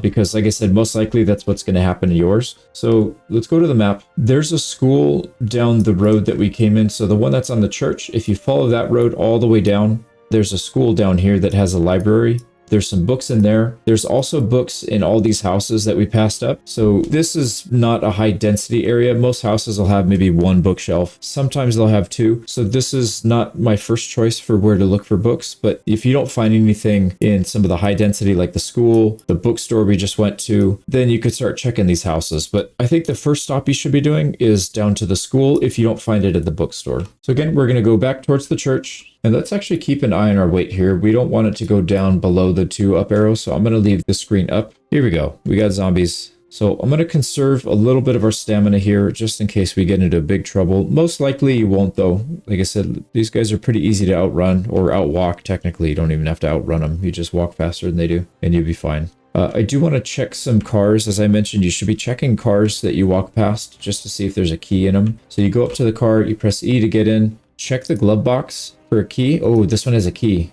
That's huge. All right, let's get out. E again to get out. So what I recommend doing in that case, it doesn't look like it has gas. So I'm going to mark this as a place where our car is. Use whatever symbol makes the most sense to you. I usually use like a little boat symbol. This one just tells me that there's a vehicle, a working vehicle that we have the key to already. We'll come back to that once we get gas cans and we're at that point. Now, if you don't, like I said, super RNG dependent the whole game, so you may not find any working vehicles. And if that's the case, don't worry, we're going to show you how to get the skills up so you can hotwire cars. You don't need keys for anything. Even if you find a key, you still want to get enough skills to hotwire keys because you want to have more than one car. You don't want to limit yourself to just one car. And it's nice to be able to hotwire stuff on the go. So if we travel to other towns and you see something you like, you can hotwire it and move it around. You could use it as like a demolition derby car. So here we're at the school. Actually get rid of this so we can see everything on the screen. So there's not a big group, but a decent enough size. What I'm going to do is pull the rest of these guys together and let's just lead them away. So instead of fighting, most likely what I'll recommend everybody that's brand new doing is fight when it's a small group so you can get practice in. Don't be too scared of fighting. But if it's a decent group like this, just lead them away. Again, don't freak out. Get them nice and tightly balled up. You need to have them balled up because if not, their group is going to break apart and then the stragglers will start following you and chasing you around. So here you go. Nice tight ball, just like that. And let's lead them nice and slowly. We'll lead them away and then we'll be able to peacefully get inside this school. Well, maybe not peacefully, but we'll at least be able to get inside without getting killed. Now I see an open garage over here. I kind of like the look of that. So let's try and lose them past this tree line. So I'm going to come over here. Here we go. Let's just see if there's anything useful in here. There's a couple metal pipes we'll take. This one, there's a couple hammers. And then let's get out of here. I'm gonna actually go on the other side of this house again, just in case they see me through this tree line. We'll just keep going. So we'll put 2 houses between us. And then this is the first time we'll use sneak. So if you press C, you crouch. We can actually get on the other side. Oh, let's not, because there's more over there. So if you press C, you'll crouch down, and that makes it a little bit harder for them to see you. You generally don't need to use this too often, but it is good. It's a skill that you can level up over time. So, you know, crouch around if you want. You see one person followed us. That's not that big of a deal though. Actually, let's deal with him now before we get like a conga line following us. If they don't want to go down, you can start smacking them. I don't know why this guy's being so difficult. There we go. Sometimes they're really strong and sometimes they're just not. Oh, the other thing I forgot to mention should be in the Notion notes is you should be collecting all the digital watches that you can. They're really light. They weigh 0.1 and we're going to need that to level up our electrical skill. So anytime you kill a zombie, you see a pile of bodies. Oh, wow, there's more back here again. So now what we're going to do is we're going to try and pick these guys off in small groups. And if they attack, remember what I mentioned earlier, always have an escape plan. So backup plan is to go to this fence. It looks like it's clear, so we can use this as our emergency if we need it. So if we get over our head, we'll come back here and use this to fight. So like I said, pull 1 or 2 at a time. Looks like these guys are going to start chasing. 2 is okay. Can handle 2. Get them before they get up. There we go. And you could sneak if you want to get up closer to them. And usually when you push them from behind and you're sneaking, it's like an instant down, but not always. All right, we're at the school. There were some zombies over here, which I don't know, that might cause some problems later, but let's just ignore them for now. See if we can get inside the school. A lot of times these doors are locked. It's like one of them is locked, the other one is not. So we're good there. When you get into territory like this where your movement speed is more important than being stealthy, I don't recommend sneaking. It's really easy to get bogged down and then forget which hotkey it is to stop sneaking. So I wouldn't sneak in here. If you get into trouble, fight them. And if it's too many, just run back out and fight them outside. I wouldn't worry about, yeah, see I knew they were going to do that. That's okay. Don't start looting yet. Wait till this lady's dealt with. She's going to bust the window in. We'll fight him here. And then we'll peacefully get our books. There we go. That's going to alert that guy. She needs a little bit of a reminder here as being on her knees. There we go. And always remove glass. You never know if we get rushed from this side, we may need to actually use this as an escape. Once again, we're checking for digital watches and we're putting it directly into our backpack. And the key, we might need a key. Anytime you find a key inside a building, it's for the entire building. So now we have a key to get into any locked door in the school. Now, let's start checking all these. As I mentioned, we're looking for carpentry, mechanics level 1, and electrical level 1. We already have these, but if we didn't, we would have found carpentry 1 here, and then any of these books that we haven't found, any of the magazines. So this one, remember how we read one already? Looks like we already got this one. So already read, we're going to pass that one up. Angler, we'll grab that because it's unread. Angler 1, we already have that one, so we don't need that a second time. And no other magazines in here. We really want to find how to operate a generator in here if we can find it. It's another unread magazine.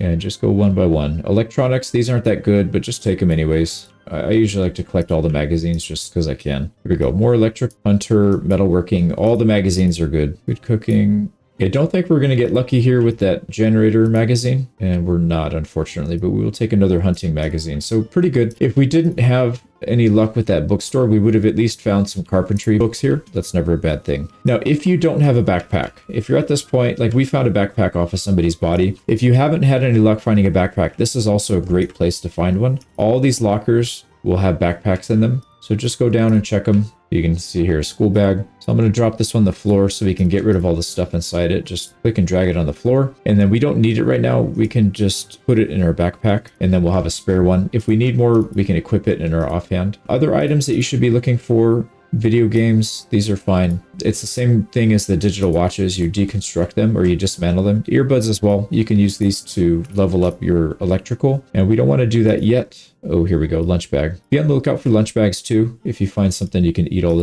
the food out of it. Just eat that stuff and leave the bag on the floor. Here we go. So we got one spare backpack. You can also find them inside the classrooms, but there's usually zombies in there. May not be worth it. You can always find, I don't know, 6 to 7 bags here. Here, we'll take a second backpack. We don't need any more than, say, maybe 3. So the one we're wearing and then 2 in the backpack, we'll keep it. There's another video game we can deconstruct for electrical. Yeah, so that's pretty much it for the school.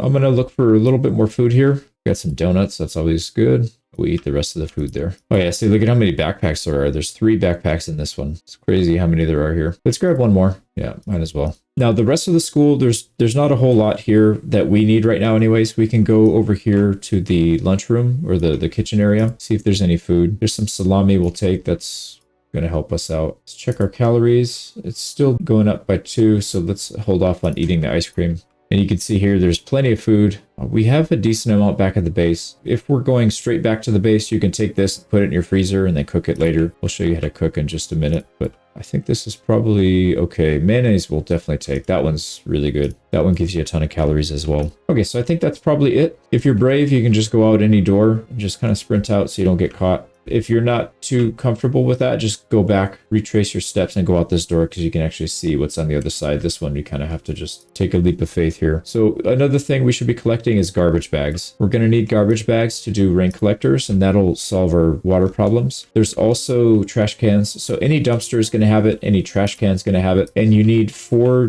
garbage bags for every rain collector that you want to collect. So we have 4 garbage bags now. That's at least 1 rain collector. Usually you want to build 2 or 3 rain collectors. If you're doing a lot of farming, you might need more to water your plants when it's kind of like the dry season. So I think for now, we'll just collect a few here and there, but let's not go too crazy with it. Okay, let's take a look at our map. And again, while you're looking at your map, make sure you pause, press F2, so you don't get snuck up on. So we have everything that we need except for how to operate a generator, and we don't have any gas cans. So gas can would be pretty nice to have. Gas cans are generally found in storage closets or like garages generally. Let's actually check this vehicle. Try and check as many cars as you can. You never know when you're going to find one that's working and has gas. So same thing, we'll check the glove box. It's not usually in the glove box. It's more often just sitting in the ignition, and you'll see it right here. If you see a key in here, you could just click it and you'll take it into your inventory. Let's go ahead and unlock the trunk so you can get in there. Yeah, nothing good there. There's no garage here. Unfortunate. Let's go to the neighbor. Actually, we checked that one already, if I recall. And there's zombies there. Yeah, you know what? Let's go. I'll keep showing you some fighting techniques. So the closer you get, the more likely they are to spot you. So when you get close and you don't want to pull the whole group, just creep up nice and slow. And as soon as one spots you, you start to back off. This is how to separate big groups like this. Yeah, see, it's going to be 2 at a time. We can go take these 2 later and then the guy around the back after that. Not a big deal. Again, we'll move backwards while we're pushing. Oh, there's a third. So always be prepared for that. Remember, we already cleared this area out. Let's get there ahead of time just in case things have changed since we checked it last time. It looks like it's still clear. Yeah, we can get over there. And again, if you see more than one coming over and you can't get to them in time, just run. There's no shame in running in this game. We're checking for watches and they don't have anything else. So let's get back to that garage. Oh, there's even more now. All right, there we go. Yeah, they're going to start coming out of this house soon, which is fine. That's fine. I thought maybe there's a zombie behind us. You can see zombies coming to you through trees because they'll start hitting trees as they go towards you. This is one thing that can happen. When you start collecting watches, some of them have an alarm on and they'll just go off in the middle of the night, or they'll go off at really inopportune moments. Right now is not a big deal because these zombies are already alerted to our presence. But if you're trying to sneak up on somebody, it can be a tough one to try and deal with that. So the way you figure out which watch it is, go into your inventory, start right-clicking them. So if you click on this, it'll expand into how many watches you have. Right-click, and it'll say stop alarm. You can check all these. Right-click, no stop alarm. So we're good there. And then this one can go back in our backpack. There we go. Let's check for, we're looking for gas cans. And gas cans are big red boxes. We also need a few other things if we're going to do some carpentry. We need at least a garden saw or a regular saw. So we'll grab one of those. We need 1 screwdriver and 1 hammer. I already know we have a hammer at the base. I think we actually have a screwdriver as well. But if you're ever in doubt, just grab a spare one. No luck there. Let's head back towards the base. It's 1:30, so it's still pretty early, but we do have a lot of reading to get done. But I think what we should be doing is checking a couple garages on the way back.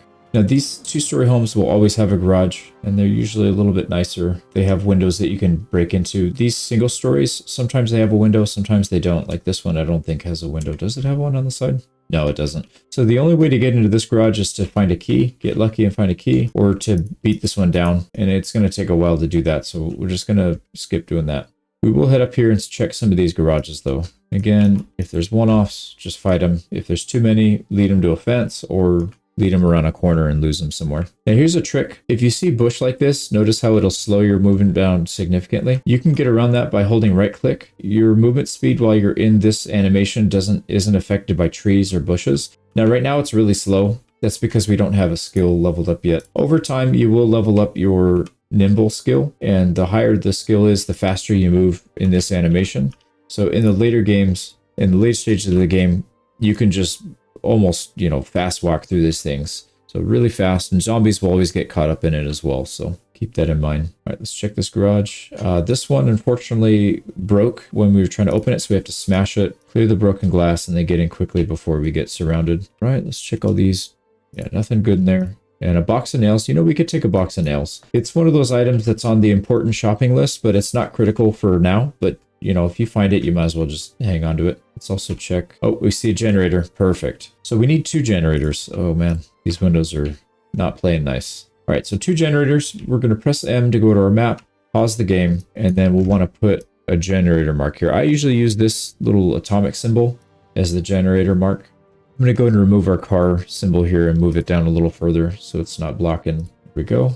So we'll come back here for the generator. They're really heavy, and it's usually not a good idea to do that until you have a working vehicle. Let's grab a couple more metal bars. I feel like we have enough melee weapons, but oh, wow. Really, really lucky. So we found how to use a generator in this garage. We might have company coming. Yeah, so like I said, you can find this magazine in a bunch of random places. You could even find it in mailboxes, but it's super rare. Finding it in a box like that is pretty rare as well. Oh, crap. We need to run. Yeah, as soon as that other one... actually, let me show you. I'm going to show you a trick here. So if you get into a car and the zombies here, don't get out. Do not get out. So press Z and go to the other passenger. So if you do that, you see you can change what seat you're in, and then they'll keep going back and forth. You can use it to trick them and get out without getting bit. So Z opens up that menu where you can switch car seats, and then you just click on the seat that you want to go into. Very, very important skill or piece of knowledge that you'll need. Now, how lucky are we going to get here? Annotated map. These are interesting, so always read them when you find them. This is for Riverside. So when you find an annotated map, it basically is like a big loot house. It spawns a loot house. If you can find one in an area that you're at, that's great. Oh, here we go. We need a water bottle, actually, so that's perfect. Farming magazine we'll take. They just will not leave us alone, will they?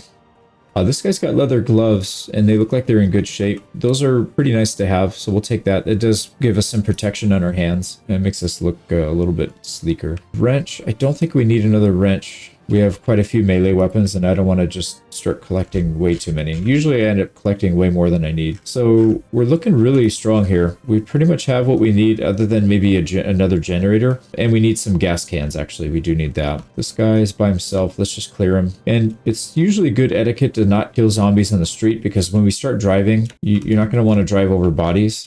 Doing that will actually damage your tires, and you could easily flip your car if you go too fast and you hit him at a weird angle. Generally, it's good best practice to keep your roads clear. Just draw them off to the sidewalk and then do it there. Now, we do still need a gas can. Let's go see if we can find one up here. We're slightly overburdened. So the first level of overburdened is not a big deal. It doesn't really give you too much of a debuff. But going heavily overburdened is not a good idea. So if you hover your mouse over here, it says fairly heavy load.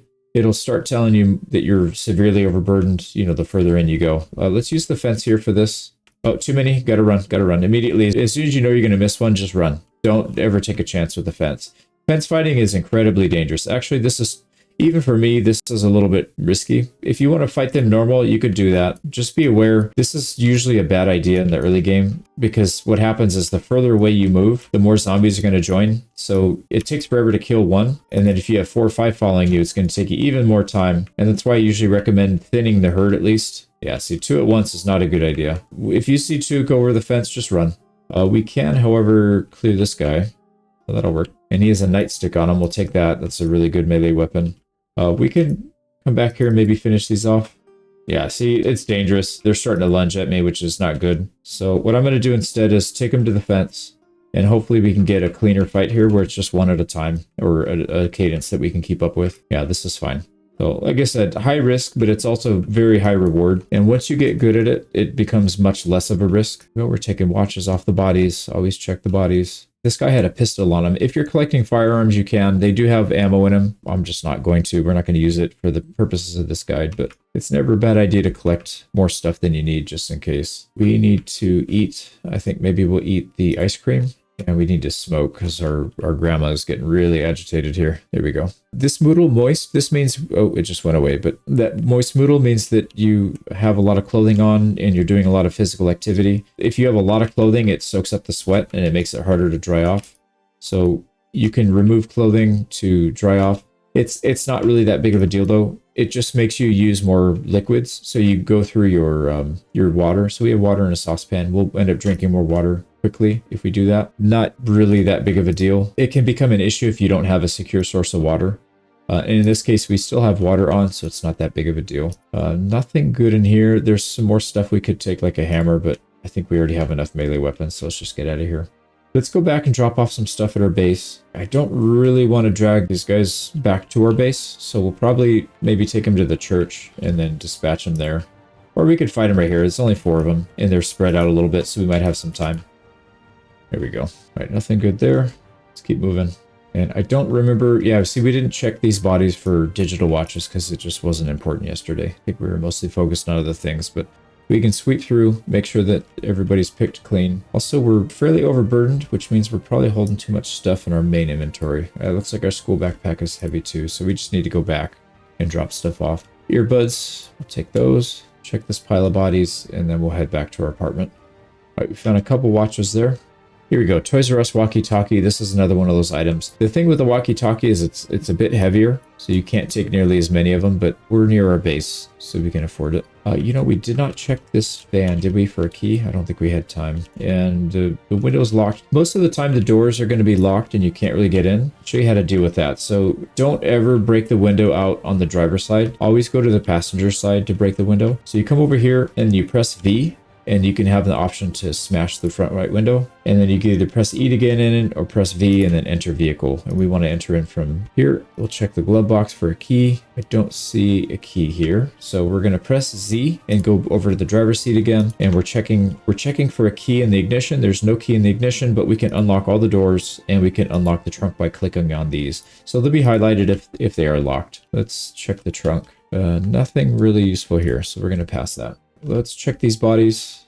And if you need some hot red underwear, you got some trunks there. I believe we already have a pair of scissors upstairs, but if you didn't have one, you can find them on bodies once in a while. Somebody gets stabbed. All right, nothing good there. Let's go upstairs. Now we do have to be careful. These doors are closed and they're not broken down, so the likelihood that a zombie got in here is pretty much 0. So we should be fine. But if your doors are normally closed and all of a sudden it's broken down, you know a zombie broke in. So just be a little bit more cautious there. So here we go. Annotated map. All this stuff we can drop on the floor. The walkie-talkie. We'll want to put some of the food back where it belongs in the fridge and freezer. All the books and magazines we can throw on the floor. We will want to keep the bottle because we don't have a proper bottle. We just found an empty one. So we'll fill that up in the sink. Also, school bags, it's garbage bags, anything that's a container, so anything that you can put inventory inside, don't put in your loot pile because what it ends up happening is, I'll drop one on the floor here. So you'll end up getting this situation where you have all these bags in the way and then you have your loot pile on the floor. And it's really easy to accidentally put stuff inside these bags and not realize that you did it. So what I recommend doing in this case is to grab all these, put them in their own location. Either you can dedicate like one storage space from your kitchen. You can put them off to the side here, whatever you want to do. In this case, I'm going to go ahead and remove the canned goods from here. I'm going to put the garbage bags here, and then I'm going to put the backpacks. We'll keep one backpack on us, but let's go ahead and place 2 of them, and we'll just place them along the wall here. There we go. We'll keep one on us. The reason we want to keep one on our person is because if we need more inventory space, which we should have done because we actually just ran out of inventory space, you can put one in your offhand. We're using a one-handed weapon, so you can carry one by hand, one on the back. And if you really want to go crazy, you can get rid of your weapon and carry another backpack here. So you're carrying 3 backpacks. We're not going to go that crazy here. Saucepan, let's go ahead and refill it, and then we'll put it back because we want to fill up our water bottle. Fill all that. All right, saucepan with water, we'll place it over here. Now that is our 5th container. Like I said, 5 to 10 is more than enough. You probably won't ever need to use these, but it's always better to have it and not need it than to need it and not have it. So I recommend, keeping a little stockpile there. Let's put back some of this food that we found, and it always goes in the freezer first. And if the freezer's full, you can put it in the fridge, but try and fill up that freezer first. And then the water bottle has to be in your main inventory to actually drink it. So don't ever keep water bottles in your backpack if you want to use them for water. So we're looking good here. We have a decent amount of food in the storage. We have a lot of water. We probably could use one more water bottle. I usually like to carry two on the main character, and then, you know, however many, 5 to 10 extra storage containers back at the base. So we'll want to find another water bottle. Weight's going up nicely, so we're at 71 and double up arrows, which means we have enough calories to gain 2 kilo per day instead of just 1. But we do need to keep a close eye on that, and because of that, we're going to be here for a while. Let's go ahead and take some food, preferably the high calorie ones. Like the meat is always going to be decent for that. We should probably chow down on all this other stuff too, like vegetables and fruit. They don't give you a whole lot of calories, so we'll chew on those as often as we can, even though we're probably capped out on calories. So it's not really that big of a deal. Oh, they're frozen. I just messed up. We're depressed because we ate frozen food. It's not the end of the world. You can get rid of depression through smoking. So let's just smoke. You can see that gets rid of it. We'll go through some of our cigarettes. So 5 cigarettes, it looks like, to get back to normal. Yeah, 5 cigarettes, we're back to normal. Now we do have very bored. This is one of those things that it's not that big of a deal, but you can solve it by reading books and stuff, but we don't have any entertainment books. Let's go ahead and read all of our magazines. Oh, actually, no, let's not do that. We're on a time crunch. We need to read carpentry. So we'll read carpentry level 1 first, and we'll do it over here by the TV because Life and Living is on. Oh, it's off. Why is this off? What happened to our TV? Okay, there we go. Life and Living. It is almost 9 o'clock. Let's just start reading. Reading takes a very long time. So plan to spend, 4 or 5 hours a day reading, sometimes even more. Now, this is one of those times where you're going to want to use this speed up function, and I usually go as fast as you can. And we are starting to get drowsy. We can put up with it a little bit longer. Yesterday, we went to sleep between 12 and 1. We're tired already, so let's maybe stay up until 12. We'll power through for a little bit. There we go. Now, there is actually a show on right now, so we'll get a little bit of passive XP while we're reading. Let's just hang out for another half hour. They usually last for a half hour. This is clearing our boredom at least. Actually, that was just an entertainment show, but we got rid of some of our boredom from that. Let's go to sleep. It's close enough. I think we can go to sleep safely now. And we're waking up 6 a.m. That's perfect. It's daylight out. We got plenty of food. We got to eat because we are hungry, but let's make sure our calories are good. We're still double up, so eating a bunch of these things that aren't going to give us a ton of calories is good because it'll at least make sure we're not hungry, even if it doesn't give us calories. So 6 a.m. If you don't have a carpentry book, I would recommend going out to try and find it again. So like I said, there's a bookstore here. You would probably want to start searching these houses, checking all of their bookshelves. Why don't we do that? Let's just do like a half a day of looking. Oh, actually, we're getting XP for a cooking show. Let's wait for that to finish. Like I said, I personally don't plan my schedule around these shows anymore. If they're there and I happen to be home, I'll catch it. But mostly you can get this XP very quickly on your own. It's not that big of a deal. So we just got another cooking level. That'll work. While we're waiting around, we should be reading as often as we can. All right, that's it for the show. Let's go to some of the houses, and I'll just show you how to do that. We want to spend most of our time leveling up our carpentry skill. That's pretty important. And then we also need to find a gas can or 2. So 2-story houses over here nearby. This is a good place to start looking. And it's usually a good best practice to kind of walk around a house before you go in. Also, don't do what I did. Don't round a corner like this so closely because there could be a zombie right here and you can't see him. Generally give the corner a little bit of breathing room and then you can sprint around it. If you're going to sprint around, like I said, especially give it a little bit of breathing room. I already knew there wasn't really much here. But yeah, generally you don't want to do that. So it doesn't look like there's anybody here. There might be some in one of these rooms, but let's get in through one of the windows. Now, this window was safe for me to go through because there was a door right here and I could see that there's nobody on either side. Sometimes there's windows where it's really dangerous to jump in. I'll give you a good example. Bathroom, it's not likely that a zombie is going to be standing on a fixture, but it's possible. This is a risky one. You can see the door right here. There's nobody here, but you can't see right here. There could very well be a zombie right here. And like I said, the odds of any one jump that you make that you're going to die is very slim. But every time you do that, you're taking a risk. So you got to think of it from a statistics standpoint. If there's a 1% chance that a zombie's there and you're jumping through hundreds and hundreds of windows, there will be a zombie there eventually and it's going to end your run. So you want your risk to be near 0 if you can. Let's look for a little bit more food here. We're looking for high calorie food. We will take the ham. That's a good one. And then we can cook these later. We're going back to the base soon anyways. So let's just put these, maybe we'll put that in the backpack. Let's start looking for bookshelves. Sometimes you can find them in closets like that. These are going to be not worth checking down here. Bathroom and laundry room. It's not worth it. But let's go upstairs. Always be careful going upstairs. There's no bookshelf here. Sometimes there can be a bookshelf in a bedroom. It doesn't look like this house has it though. Oh, there we go. There is a bookshelf. So like I said, you can find them here. It's not likely, but there's enough houses there that if you check enough of them, you'll probably find something good at least. Another thing we'll need eventually is a pipe wrench. So let's grab one of those. Might as well just do that. It is on the important items shopping list. We're going to need that for the next phase where we want to plumb water in so that we can have infinite water, or at least a sustainable source. Sewing kit. This is also pretty good to have. So we'll drop that on the floor and pull the contents from inside. We need a needle and we need some thread. That's going to help us level up our tailoring when we get to that point. And I don't think we need anything else. So let's get out of here. Let's check a couple more houses until we get at least a gas container. And I think we'll go back and spend the rest of the day reading. This is a really nice truck. You can tell if the vehicle's in good shape because there's no dents, there's no dings, the paint's in good shape. This thing is in mint condition, it looks like. Unfortunately, I don't see a key. Oh, there's a key in the ignition. That is so lucky. All right, looks like there's no gas. So we'll click on the key to take it out of the ignition and it'll go into your inventory. You see it right here, dash bull driver. Make sure you move that to your keychain. That way you don't accidentally get rid of it later. So we have another car here that we can use, or a truck. So let's put that symbol down. Like I mentioned, it's always good to have more than one vehicle. And the truck, you can usually find, oh, this guy's got a shotgun. That's actually pretty good. You can usually find gas cans in trunks as well sometimes, but no luck in this case. Let's check the garage. Oh, how to use generator. We just found another one.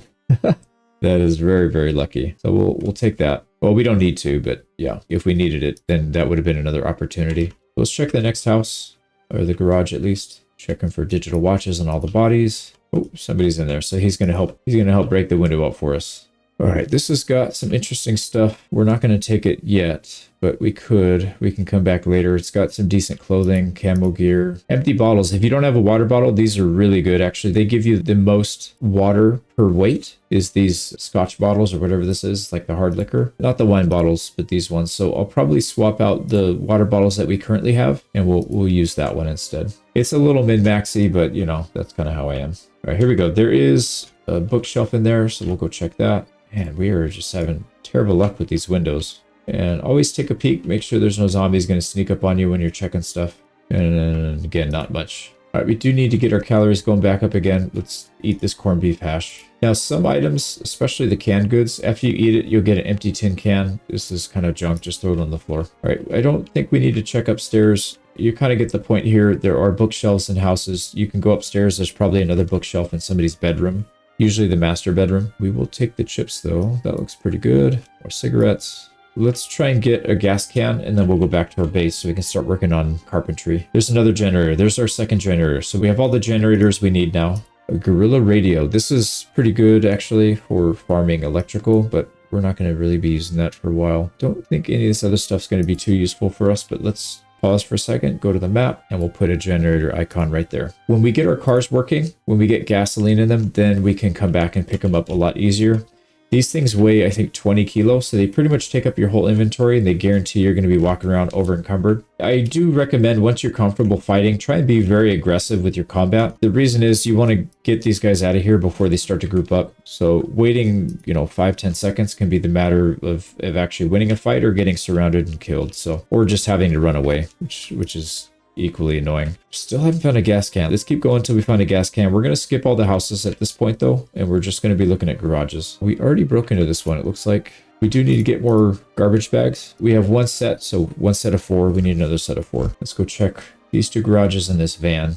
If you still haven't found your magazines, you can always check these mailboxes. It's pretty rare, but if you're running by it, it doesn't take long to just flip up your inventory and see if it's got something. All right, I got high hopes for this one. Oh, another generator. So we don't need it. We'll mark it though. It's always good to have more info than you need. If we never use it, it's not that big of a deal, but there may be a case where you need another generator. Like if you're having 2 or 3 bases, you probably want to have more than one. Here we go. 2 gas cans. Perfect. Metal pipes. Let's take the good condition metal pipe. I don't think we need the other one. And then, we could read the comic book. This one is good for getting rid of boredom and stress. I think we're bored. Actually, no, we're just, we're sad because we haven't smoked in a long time. So let's go ahead and smoke. There, that clears both of them. So we're good. We've got everything we need. However, let's see if we can find a vehicle that has gas in it and a working, maybe it's got, nope, it doesn't. So no key, there's glove box is empty, but we still want to check for more loot. Yeah, here we go, another gas can. So as I mentioned, you can find good stuff in the trunk sometimes. And we'll take another empty water bottle, we'll fill that up. Okay, I think we're good. Let's go back to our base. It's not quite noon. It's only 11 o'clock. We have plenty of time. This will allow us to read our skill book and then get the tools we need to start working on carpentry. We're going to need to go to level 4 carpentry before we can do anything useful. And then in the near future, we are going to want to set up a permanent base somewhere, or at least a nicer base than what this is. You could technically use this as your full base. I wouldn't recommend it necessarily. It's too much area to keep under control. I usually like to have something a little more isolated.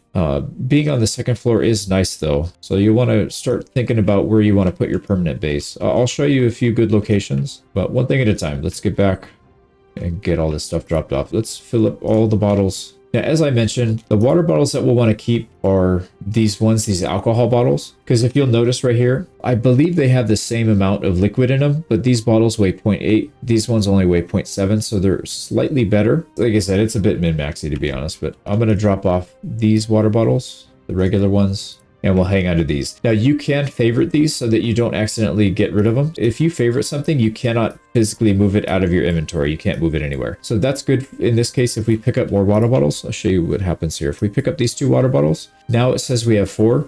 If I were to drop these, let's say I wanted to drop them on the floor, only the 2 that are not favorited will get dropped and the other 2 will stay in the inventory. So for certain items that you know for sure you're not going to get rid of, like cigarettes, I usually favorite the lighter, and if I have any matches, looks like we used all the matches. So these 2 we're never going to want to get rid of, until they get used up. The bandages we'll want to keep, the can opener, these rip sheets maybe, or if you have actual bandages, blue pen, eraser, and then anything else here is either consumable or it's just eventually going to get moved to somewhere else. So let's pick these up so we can place them. Let's put it back on the table. Oh, there is a show going on because it's 12 noon. And like I said, don't waste any opportunity to read. You can listen to the show to get XP and, oh, we're getting carpentry XP. Nice. While we're reading the book. Let me explain what just happened. The show XP that you get can sometimes be enough to put you over the limit. So we actually gained a full 2 levels of carpentry. Oh, we already had 1, so we went to level 3 right away. That's pretty good. So we're at level 3. Once you get past level 1 and level 2, reading level 1 becomes obsolete. If you notice right here, when it was reading it, there was a little pop-up that said, I already know this. So this book we can just throw on the floor. We don't need to read it anymore. So I'm going to unpause here. Let's get rid of carpentry level 1, and then let's go pick up carpentry level 2. Grab that, and we'll start working on that. So we need to start reading this one because we're already through level 1. Or volume 1, sorry. Now, the way these books work, I didn't really explain this yet, but the way these books work, when you read them, you do get a boost to your XP. So you'll see right here, this says XP boost of 75%. That's not the boost we're talking about. That is from our profession. If you remember at the very beginning, we get a boost to our short blunt and we get a boost to our carpentry. When you read the books, you get a massive XP multiplier. So it'll start to show up as we get further into the book. The more of the book you read, the more of the multiplier you'll get. Here it goes. So you see these arrows? That means we read the book to some degree. We're getting a 0.5 multiplier. So instead of getting, say, 10 XP, we'll end up getting 15 XP for each task that we do. Once you get up to the full, I don't remember what the number is. I think it goes 3x for level 1, volume 2, I think is like 5x. It's an absurd multiplier. You really do want to read the whole thing. Now, our weight is going up, but it's only 1 up arrow, and we are hungry. Let's go ahead and chow down on some of this food. Let's eat the salami, and that should bring our calories up. No, it's not enough, actually, to get the double up arrow. Let's see if we can eat anything else. There's probably some stuff in here. Let's also drink the milk, because it's going to go bad if we don't. Then in here, there's a bunch of these smaller items that are just not going to give us a lot of calories. We'll just wait for them to defrost, and we'll eat them as fast as we can. There we go. So I think the rest of the day we'll spend reading. I think that's probably the right plan here. And then tomorrow we'll spend half the day going to get gasoline from the gas station up the street. And then we'll continue to level our carpentry and we'll be in really good shape. This is actually pretty exciting. So I'm going to fast forward this. All right, everything's defrosted now. Let's start sliming some of this down our gullet so we can get our calories up. And then while we're waiting for our stomach to empty out, we're going to continue to read carpentry. So almost 6 o'clock. Like I said, we're going to spend a lot of time. Oh, here we go. We're in front of the TV, so we will get some XP. We got some fishing XP. Never a bad thing. If you're going to be here anyways, you might as well get more than one thing at once. We do want to get through this full book. You'll notice there were some gunshot sounds in the distance. So there are ambient sounds that will pop up from time to time, and they do actually make a difference in your world. So the zombies will react to it. And what that means is so the sound was coming from my right side, if I heard it correctly, somewhere over here. So what that means is all the zombies on the map, they will actually path towards that. So if they see you or they see something that you built, those sounds will actually drag them past them so that they'll start attacking you or your base. So just be aware, anytime there's some kind of sound like that, you do have to be ready to defend your base if you get swarmed, or if you're out looting, be aware that they're going to start migrating past you. So be aware of that. But I think the goal here is to just get this book fully read, and then we'll worry about sleeping as soon as it's done. But we'll stay up a little later than we should normally stay up, just so we can get this finished off. We ate through all our food. Let's go grab some more. Like I said, you want to keep your calories up as high as you can. We need to get past 75. 75 is the limit. We have mayonnaise, and then everything after that needs to be eaten. It needs to be cooked before eaten, or at least all the useful stuff. So we'll defrost some veggies. We'll eat that, and then we'll start working on the meat. I'll show you how to cook. So let's finish this and then go to bed. We're almost done. There we go, volume 2, and you can see right here the number of pages read. It'll tell you 260 out of 260. That means we read the full book. So I'm going to dump this on the floor. We don't need it. It's always best practice to grab a book and keep it on you at all times. At least one book. So like if we get stuck in a place because there's maybe a helicopter event, which is going to happen soon, we'll talk about that. But if you get stuck in a place for whatever reason, you're probably want to have something on you so that you're being productive. Maybe if you're injured and you need to rest up or something like that, have a book on you so that you can always progress that. You never just want to sit around doing nothing. So we're good to go. Let's go ahead and smoke, and then we'll get some sleep, and then we'll start the next day. All right, we woke up nice and early, not quite 5 a.m. Let's take stock of what we need to do today. Well, shoot, I totally forgot to put all this stuff down. Yeah, always empty your backpack before you sit down and do all this stuff, because if you're like me, you're going to forget. So most of this stuff can go on the floor. Some of it needs to actually go in the fridge. Put our garbage bags with the other garbage bags. We need 2 more to get another set. And let's put all this meat away in the freezer. Here we go. Now, we want to keep our gas cans on us because we are going to head to the gas station today and get that filled up. So in terms of what we need, I think we're good. Let's eat some of these peas. Make sure our calories are maxed out for the day if we can. Are we at 2? We're not at 2, but we're still gaining weight. So as long as you gain weight, it's fine. We can deal with the getting more calories later. We'll eat the mayonnaise for sure. That'll help. So I think at this point, we are good to go. Let's top off our water. Now, go to the gas station. Our base, and I should have put a symbol here. Let's put a symbol here for our home base. We'll delete it later when we find our permanent home base, but that's a good start. The gas station is really easy to find. It's just right up the street. So we're going to go out to this main street between the church and our home, and we're going to just travel up this northeast road. And then you'll see it on your right-hand side. It's pretty far up there, so it is a little bit of a trip, which is why we want to go there somewhat early in the morning. And it looks like it's still somewhat clear here. Let's get a move. Now this on here on your right, this is a grocery store. So if you are running low on high calorie foods and you don't want to search all those houses, you can find them in here. Actually, why don't we do that? Let's make a quick stop at the grocery store so we can get our calories up to double up arrow. We're going to need to come back here soon as well because we want these ice chests. Oh, wow. We just found a massive amount of ice cream. Let's grab 2. I don't want to grab all of them because they'll melt and go bad, but let's go ahead and eat 1. And that should get our calories up. Yep, we're 2 up arrows. That's perfect. So we're good to go. Let's work our way north. And you will run into zombies here for sure. There's no way around it. Probably want to keep this road somewhat clear. So if you have to fight a little bit, you can. If you want to lead them away, that's fine. But it's probably faster just to fight them if you're confident in that. And we're still checking them for electronics if they have it. All right, nobody's behind us. We're good. Let's just keep moving. This is a pretty big group. So And I don't see any fences that we can use to fight, so we'll definitely need to split the group up. That's why we're going to approach it nice and slow. Come on, lady. I need you to follow me. We got somebody coming from behind. So let's back away from that group of 4. We don't want to fight them all together. This is how you get overwhelmed, so it's much better to take it slow. Yeah, slow and methodical is the way to go. Now, let's make sure 1 or 2 of them spot us and peel away from the whole group. There's more zombies up there. Yeah, see, if you get a big enough group, then sometimes it's better just to group them all together and run them off. So we'll see how far we can get away with this, but we may need to retreat or just bait these guys away somewhere else. All right, here we go. We need to pull this guy. Yeah, see, this is probably a bit too much. If you're really good at combat, this is not that big of a deal. But if you're still new, don't take the risk because we've got a good start here. If you're where we are, I probably wouldn't take too many risks at this point. We got the magazines, we got the generators, all the books. It's just not worth it. So let's make some noise, sprint around, get these guys' attention. We'll get them all grouped up, and then we'll dump them somewhere else. However, we don't want to dump them yet. We're still following this road because the gas station is right here. So there's the gas station. So it's on this road and on the right. However, gas station usually has a decent population. So let's get all these guys grouped up. You can see the ones in the back are starting to fall behind. So let's go ahead and circle back. And again, we're staying calm. We're not freaking out that there's 50 zombies behind us. We're just going to circle around them, get them balled up tightly, and then we're going to lead them away. But let's lead them away after we clear out the gas station, because usually the gas station has a lot of them as well. So we don't want to have to do more than one pull. I recommend doing one pull, but make it a really big one and just get it over with. And to make your life a little easier, you can start shouting. So if you use Q will actually shout, and you notice this one is too far away to hear us. But by shouting, it actually increases the range that they detect us. So it can actually be good to pull zombies in to you and then lead them away somewhere else. Instead of having to run over there into visual range and, you know, dealing with it that way, it's actually easier to do it like this. Now there's a straggler there. We'll still have to fight some stragglers.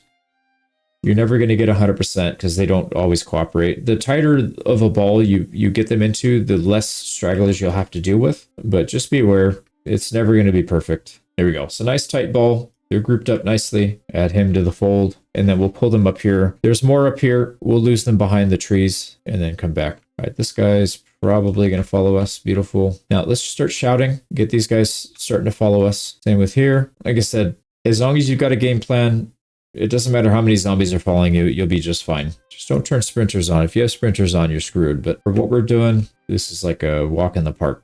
So what we're going to do is draw them over here towards this building. We'll lose them behind this building. You can see they can't really see us from here. They should lose our line of sight. And then we're going to continue down this way and hopefully not pull too many. Yeah, some of these guys are going to get pulled, unfortunately, but we'll just fight them by hand. It's not a big deal. And then if some of these still spot us, we'll come back over here so that the tree line of sight will break the line of sight. You're always trying to break line of sight, however you can. You can see, yeah, they're still walking that way, so they didn't actually follow us. So there we go. We lost most of the crowd. There's still a few here. This one might be a problem. There's a handful that are going to be following us. Yeah, it looks like only one of them is going to pursue. The others are giving up. We can just, let's pull a little further away so they don't spot us when we fight.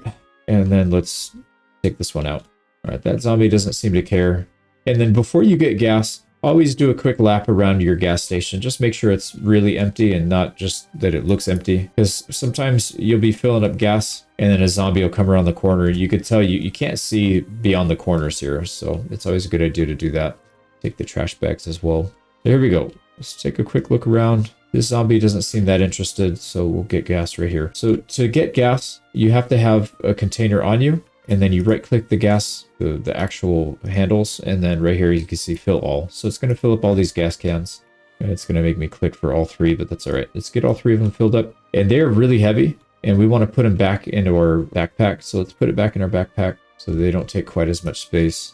And then let's equip that backpack in our spare hands so we can do that. So we still have some room to loot. This backpack is just about full. Another area, if you have not found the magazine yet, you can technically find it here in the gas station. This is actually a decent spot to look. So let me show you where that is. Obviously, we already found one in ours, but if you have not yet, add this to your list of places to search.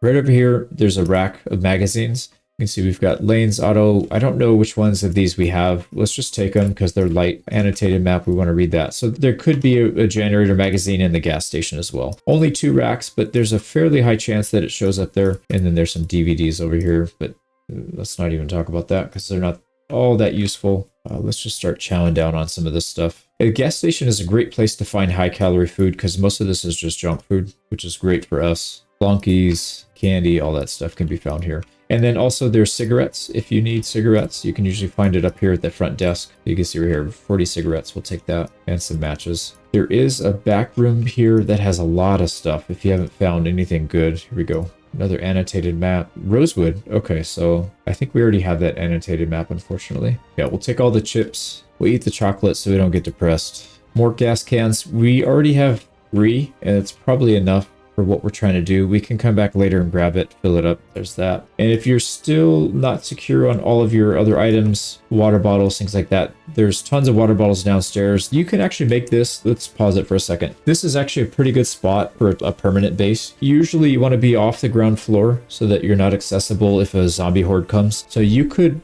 technically use this as a permanent base, and then you have your gas right here. It's really close by, so you'll never have any gas issues. You know, you've got a stove, you've got a fridge, you've got a lot of stuff already here that you wouldn't have to move here. So if you pick a base that's not here, you'll probably need to move those little fridges from downstairs somewhere else. So all right, nothing really good here. Let's go back downstairs and start working our way back to the base so we can continue progressing.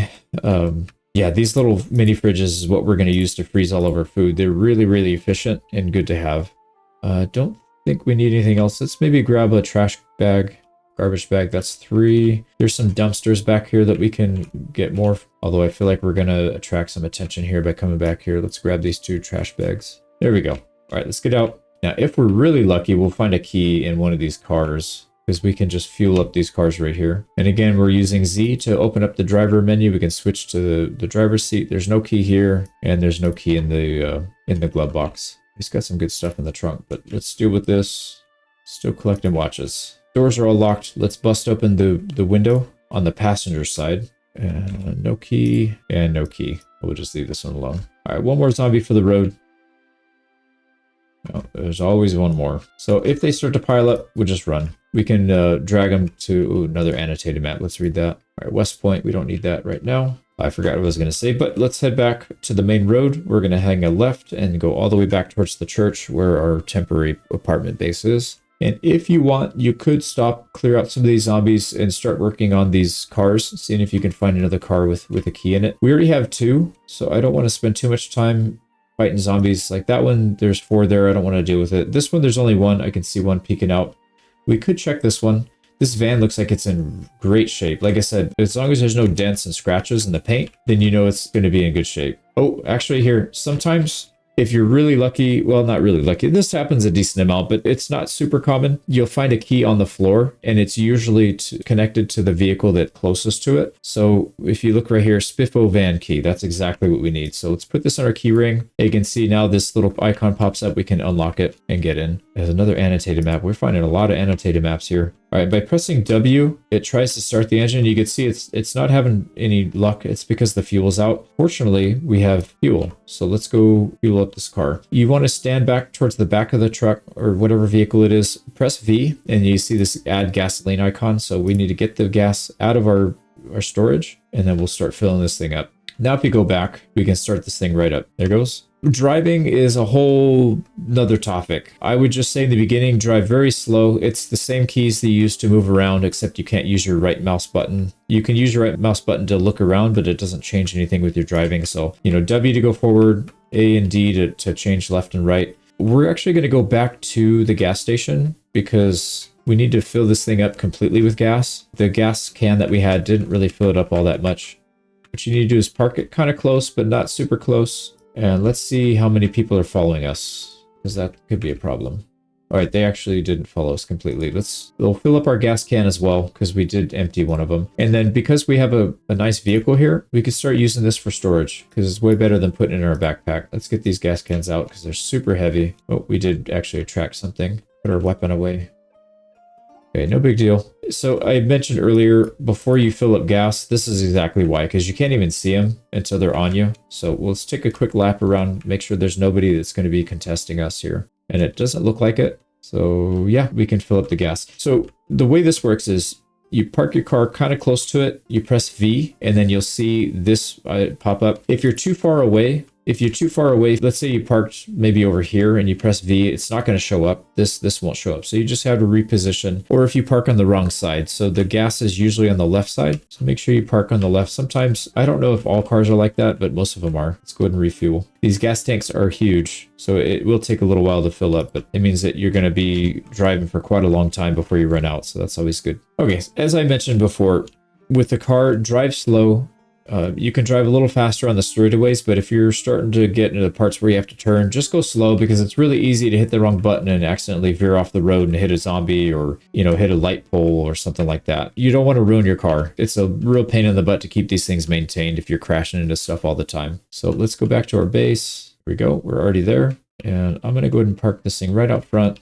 And then to turn it off, you can click on your key or you press the hotkey N and automatically takes the key out and puts it back on your key ring. Actually, let's make sure it's on our key ring. Yeah, it is, because I remember we put it on here. So you could see it in here, Spiffo van. So there you go. We got a van. That is really good news. What was that? I think that was a chicken. Let's go ahead and take some of this stuff out. There's some stale fries. Yeah, if you leave fresh food out for too long, it'll start going stale. So we're at that point in the match, in the game, where most of the food that was out that's not in a refrigerator is going to go bad. Let's eat some of this stuff and then throw some of it on the floor. Now we'll hang on to some of these things. We don't need a tire, though. It takes up too much space. We'll keep the gas cans in there. When we move to our permanent base, this is going to come in massively handy. Look how much room you can put in here. 140 kilo. That's 7 times the amount of weight that we can carry. So pretty nice to have. So we're home. We can kind of chill out for a little bit. We do need to finish reading a book, if I remember. Or are we actually full on this one? Oh, we're here for carpentry. Perfect timing. No, we don't need to read the book. We just finished.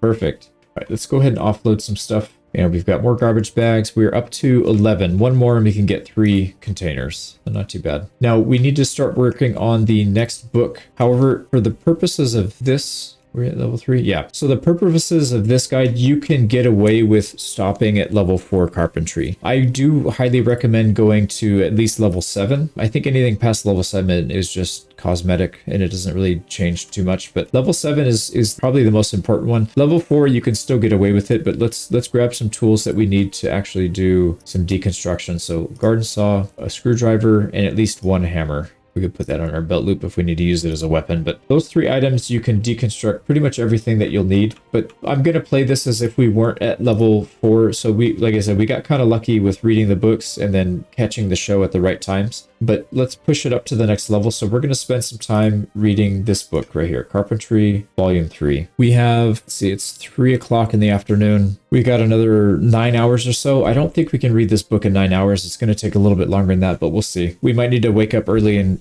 read the rest of it, and then we'll start farming up the rest of our carpentry XP. I'll show you how to do that. Like I said, you don't need the shows. You can do it without it, and I'll show you exactly how to do that. And we need to eat our mayonnaise. It's been out for a little while. And keep an eye on your weight. Like I said, 73 and gaining, that's really good. We're doing good here. Looks like we're going to get some cooking XP here while we read our book. So 11 o'clock, we're starting to get tired. We're not quite done with the book yet. As I mentioned, we'll probably have to cut it off a little bit early. Let's go to maybe 1 a.m. and then we'll sleep. We'll wake up a little bit early and then we'll finish the book in the morning. Let's go ahead and get some sleep.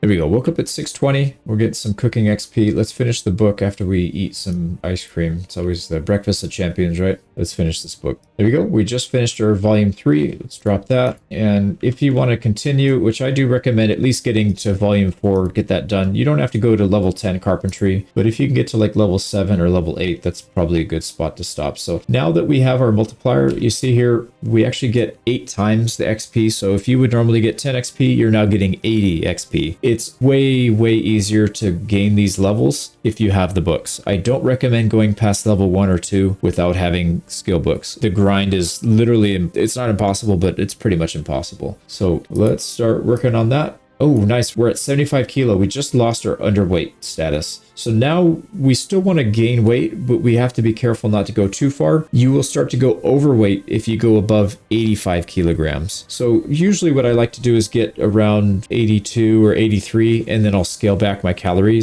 intake and just kind of try and stay around there. We're on day 4. We're not quite done with the first week, which is great because we can really get our carpentry up and then we can start working on a permanent base or a more permanent base. Now this alarm's going off. It's kind of annoying. Let's find it. So let's see which watch is causing us trouble here. Yeah, it's this one right here. Now, if you don't want it to go off again, I forgot to mention this. You can stop it by doing that. You got to right click and then click set alarm. And then you'll see this check marked. That means it's going to go off and you see it went off at 9:10. So let's check that off so it doesn't happen again. And then we'll come back and deconstruct a bunch of these so we can get electrical. But one thing at a time, let's deal with carpentry. So I don't really recommend deconstructing everything in your main base just because it's going to, or wherever your temporary base is, it's going to make it real cluttered. You can if you want, it's not a big deal. I'm a bit of a neat freak. And so I really don't like to see it all jumbled everywhere. So let's go next door. You can literally deconstruct everything in the game, just about. So if you're playing on a multiplayer server, my understanding is you don't want to go out and just deconstruct everything willy-nilly because it'll be either against the server rules or you'll piss people off. Single player game, who cares? Go to town, deconstruct literally everything you can find. So you could do that by right-clicking on something. You can see disassemble. And then if you hover over it, it'll tell you what tools you need. In this case, we need some kind of hammer. In this case, we already have a hammer and a screwdriver. You need those two. So we're good to go. Let's go ahead and handle that. And you're just going to deconstruct it. Now, when you get to the end of the deconstruction, two things can happen. You're either going to get useful materials or you're going to fail the deconstruction and you're going to get a bunch of scrap wood. In this case, we got a door hinge and some scrap wood. You still get XP no matter what happens, even if you failed the deconstruction. So you can see right here, we're at 425 XP out of 1500. Let's deconstruct this chair and see what happens. So this one, we need same thing, saw and a hammer. We failed that one. Let's get to one where we actually succeed. There we go. So if you look at the loot, we got planks and some nails. Planks you use for building stuff, and then nails, same thing. You use that for putting things together. So really, really nice to have. But really, the most important thing here is the XP. I don't really care about the materials as much. So we're just going to go around and deconstruct everything we find. Same thing with these couches. The couch, you need a hammer and a saw, and you can get a ton of XP doing that.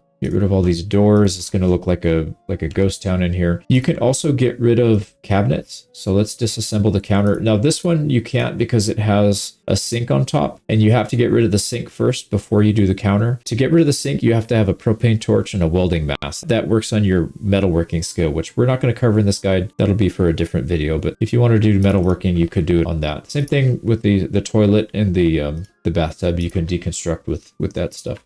Let's get these taken care of. If you want to deconstruct these, any kind of container, you have to make sure they're empty. So go in, drag all the items out, and then disassemble. There we go. It looks like we're running low on food again. Did we not bring any food? We didn't bring any food. Let's see if they got food in here. Actually, that's a good thing. Why don't we talk about cooking? So let's go ahead and cook these 3 items. So in order to cook, especially in the early game, it's easy because the power is still running. So we'll have access to the stove. And if you click on the stove, you can see up here, there's an option to turn it on. If I go to any of these other ones, any of these other storage units, they don't have the option to turn it on. The stove does. We'll want to turn that on and then go to your inventory, and if you have uncooked food or frozen food that you want to thaw out fast, you can just drag it into the stove. And then by expanding, you can see the frozen status is going away very quickly. And then once that's gone, it'll turn into a cooking status. So let's get all this stuff on the floor. Actually, we can eat the crackers. And while we're waiting for this thing to cook, let's just start deconstructing this guy's kitchen or whoever it is. And you always want to keep an eye on it though, because if your food starts to burn, you will lose a lot of the calories and it'll make you unhappy. So don't burn your food. So while we're deconstructing, like I said, we'll just keep a close eye on this. There we go. Carpentry level, was that carpentry level 5?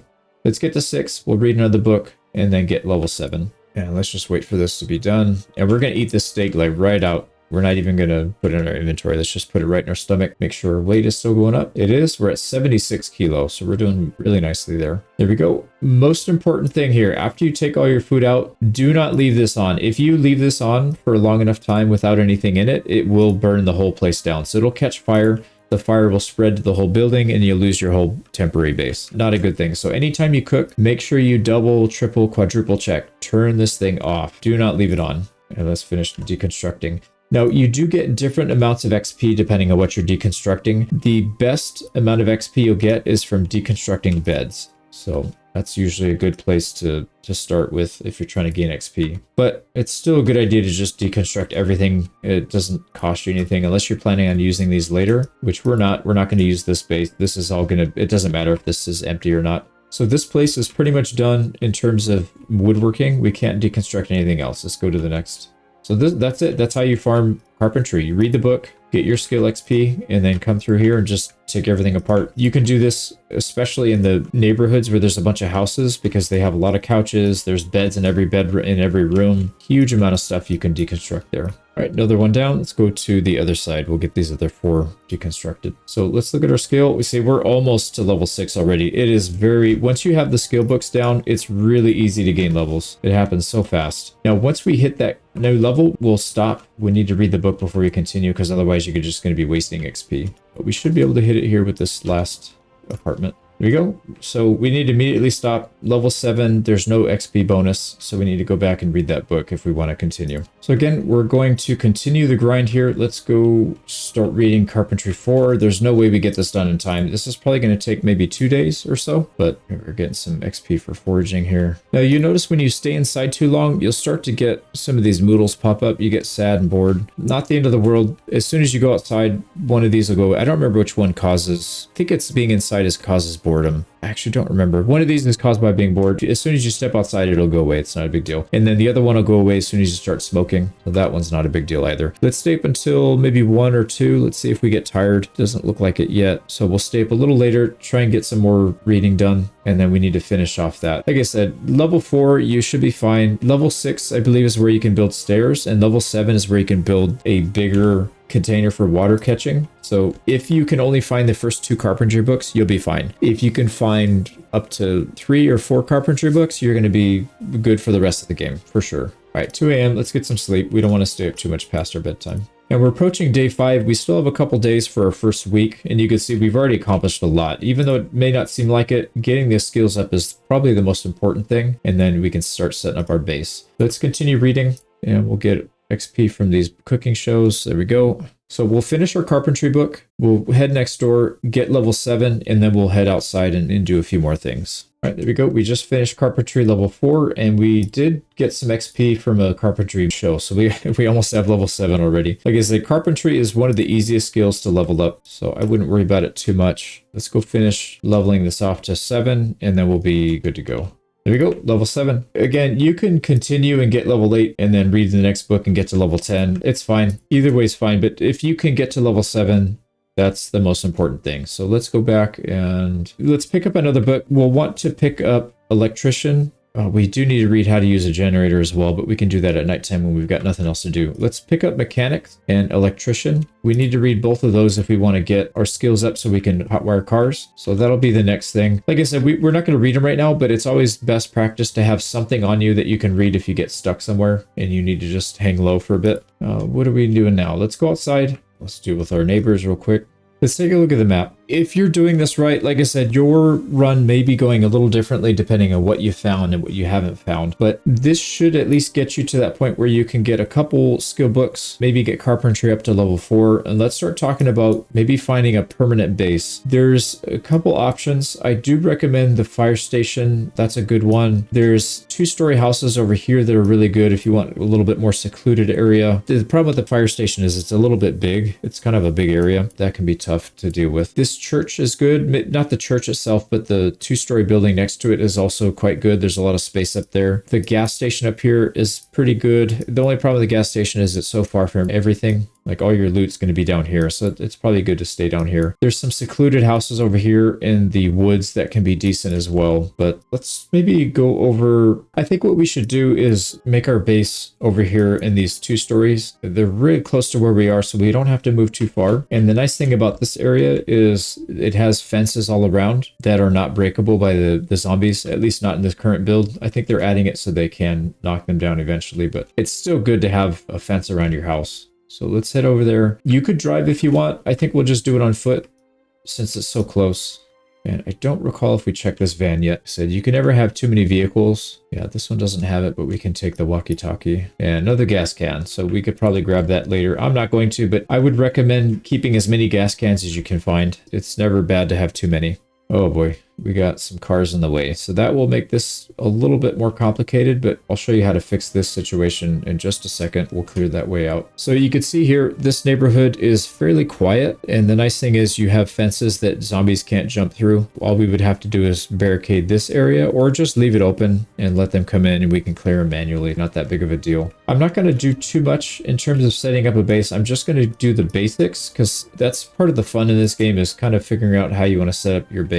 Ooh, nice. See, this mailbox had some magazines in it. We'll take both of those. As I mentioned, that part of the fun is kind of doing whatever you want with it. And I don't want to give you too many ideas. I'd rather you come up with your own. But I'll show you how to get the necessities down. So we'll need to get running water. Even when the water cuts out, we'll need to have our electricity ready to go. When that cuts out, we can't get in this garage unless we bust the door down. You can see there's no windows. So let me show you how to do that. You literally just smack it. And to speed this up, you can keep spamming F4. Just press F4 while you're doing it and it'll speed up the time. So here we go. We already have all this stuff, so we don't need any of that. That's fine. Let's go into the house. We'll start clearing it out. Again, best practice is to run around it first and spot anything you can. Make sure you're not going to get swarmed from the outside as well. So it looks like it's fine. And we'll go through it nice and slow. Let's open up all the windows. You would think it's counterintuitive to open up all the windows, but we don't care if the zombies come in. We just don't want them to break windows and stuff because then you're going to have to clear that glass out. You could barricade the windows eventually if you wanted to, and we might end up doing that. They got plenty of food here we can start using. Let's take the ham. We need to eat something soon, so we'll let that defrost. Let's go through. Yeah, let's turn the TV on. We need this to be on Life and Living. If a show pops up, we want to have it already ready to go. Oh, I can hear a zombie. We'll finish clearing upstairs.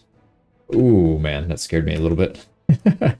Always got to be ready. All right, this guy does actually have a key for the house, so we'll grab that. Get in and out easily now. Baseball bat we'll grab later, and that's the rest of the house. Crowbar up here too, so this is a pretty good house. We'll make use of this. Okay, so we're clear. Let's make sure no zombie followed us in from the outside. Doesn't look like it, so we're fine. And if this is going to be your main base, I do recommend from time to time going around and just clearing out zombies because they're going to eventually wander. They don't stand still. Every couple hours or so, they'll meander to an adjacent tile and they just keep doing that. They'll just keep spreading around and roaming. So they may be in the backyard here today, but tomorrow they will be in your front yard, and it's just better to deal with them now. Be proactive about it. We don't need to clear the house though.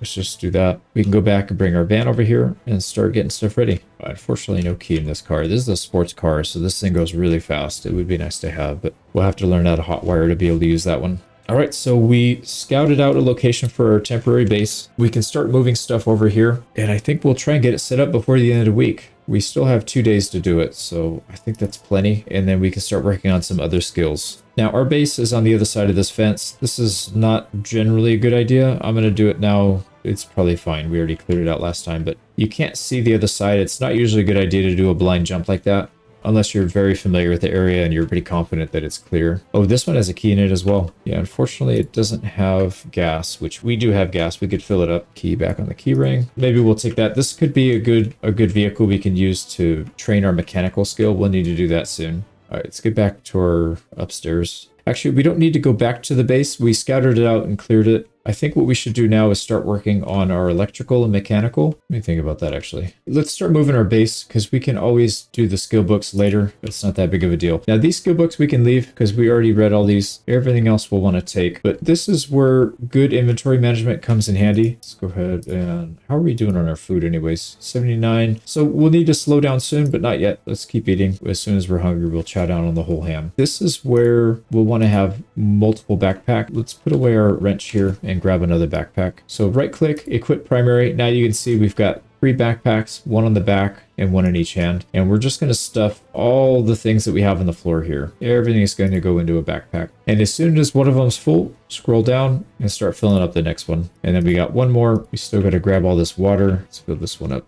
There we go. So you can see we're pretty heavily overburdened.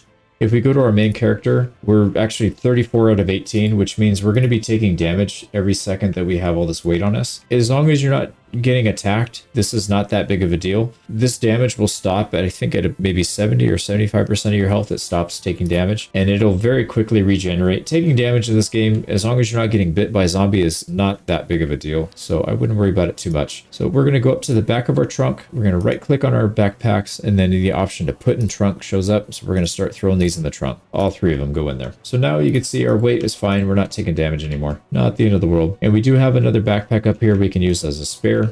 Oh, it's time to learn. I think we're getting more carpentry XP here. Oh, trapping, actually. No, trapping. Yeah, that's one of the survival skills. Here we go. The last thing we need to grab here is going to be food. Oh, also, let's not forget our garbage bags. We have a lot of meat in here. Actually, not a lot. We'll probably need to go to the grocery store and load up on food soon. Let's finish getting trapping XP. This is over in a couple seconds. Yeah, there we go. It's over. So let's go to our new house. We'll start sorting stuff there. Now, if you haven't found a car yet and you haven't leveled up your mechanics, I forgot to unpause here. What I was saying is if you don't have your mechanics and your electrical leveled up to steal cars and you haven't found a key, all you need to to do is do it on foot. You carry maybe 1 or 2 backpacks instead of all of them. You don't want to be super overburdened, so you just do it in 2 or 3 trips. It's really not that big of a deal. If your base is a little farther, then you can dedicate a day to doing it. It's like I said, it's not that big of a deal. So now we just need to start unloading and getting our base set up. We have our backpacks here, the one in our primary hand, one in the secondary hand. Now, I'm not going to spend a whole lot of time organizing loot. Like I said, that's kind of half the fun in this game. So I'll show you a couple things that I do, but I'm not going to show you too much more than that. I feel like this is a really, really good start for most people. And the backpack that we have on is the one that has all the food. So we got to get that out of here. Put that back in the freezer. And then this will be our new garbage. Now, what we're going to do at this stage is we want to move the items that we need, the heavy items that we need here. So the generator, go grab those. Actually, we might as well grab both of them. So go back to our map. So now let's go ahead and remove the home symbol here, and we'll move it right up here. So that's our new home. Now, once in a while, you'll have cars that are in really awkward spots like this. So what I recommend doing is backing up to it like this. Leave your car running and just get out. Go to the back of your car and press V. There we go, V. And then you see this plus symbol. That means you can attach. You can actually tow vehicles in this game. So now we can just tow this thing out of the way. So if every time we come home, we're going to have to deal with this. It's a bit of a mess. So now your car's going to go quite a bit slower now because of it. So just tow it out of the way, off the road, and then hop out. Always leave it running, because if you get ambushed, you're going to need to get out quick. Same thing, go to the back, press V, click on detach, and now you're free. There we go. I know there's some cars at the other end that we'll have to tow and get rid of, but we'll do that another time. Let's get over here. So we're right here where this red dot, we need to travel down this way and get probably these 2 generators. I don't want to go over here because it's going to be too far out of the way, I think. Hopefully there's not a ton of zombies here, but if we have to, we'll get out and fight a couple of them just to clear the area. One of our generators is going to be in here. I am going to turn the engine off here just because if we get stuck fighting for a while, we don't want to burn through all our gas. All right, which one had the generator? No, it's the next door neighbor, I think. Oh, no, I guess it's not here. It was further down the road. That's the nice car.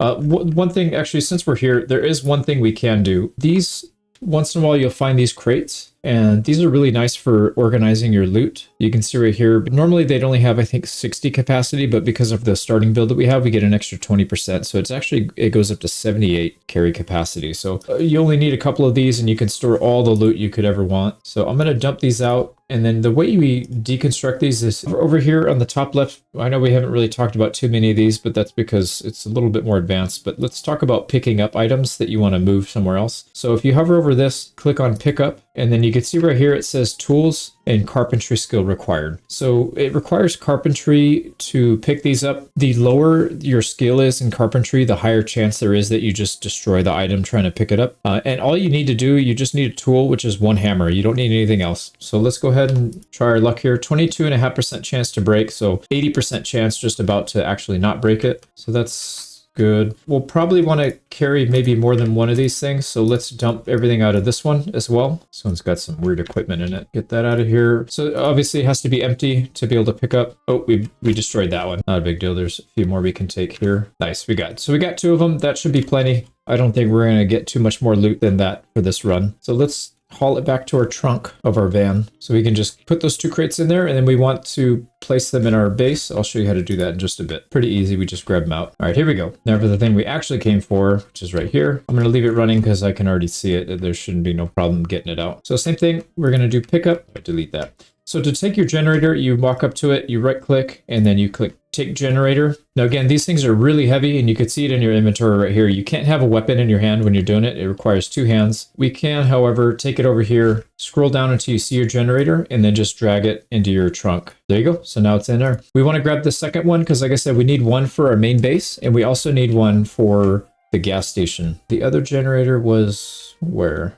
It's this one on the right, and unfortunately there's some zombies there, but we'll deal with them real quick. So we'll back in so we don't have too far to go, and let's start bashing some heads in. There we go. Oh, there's one in here too.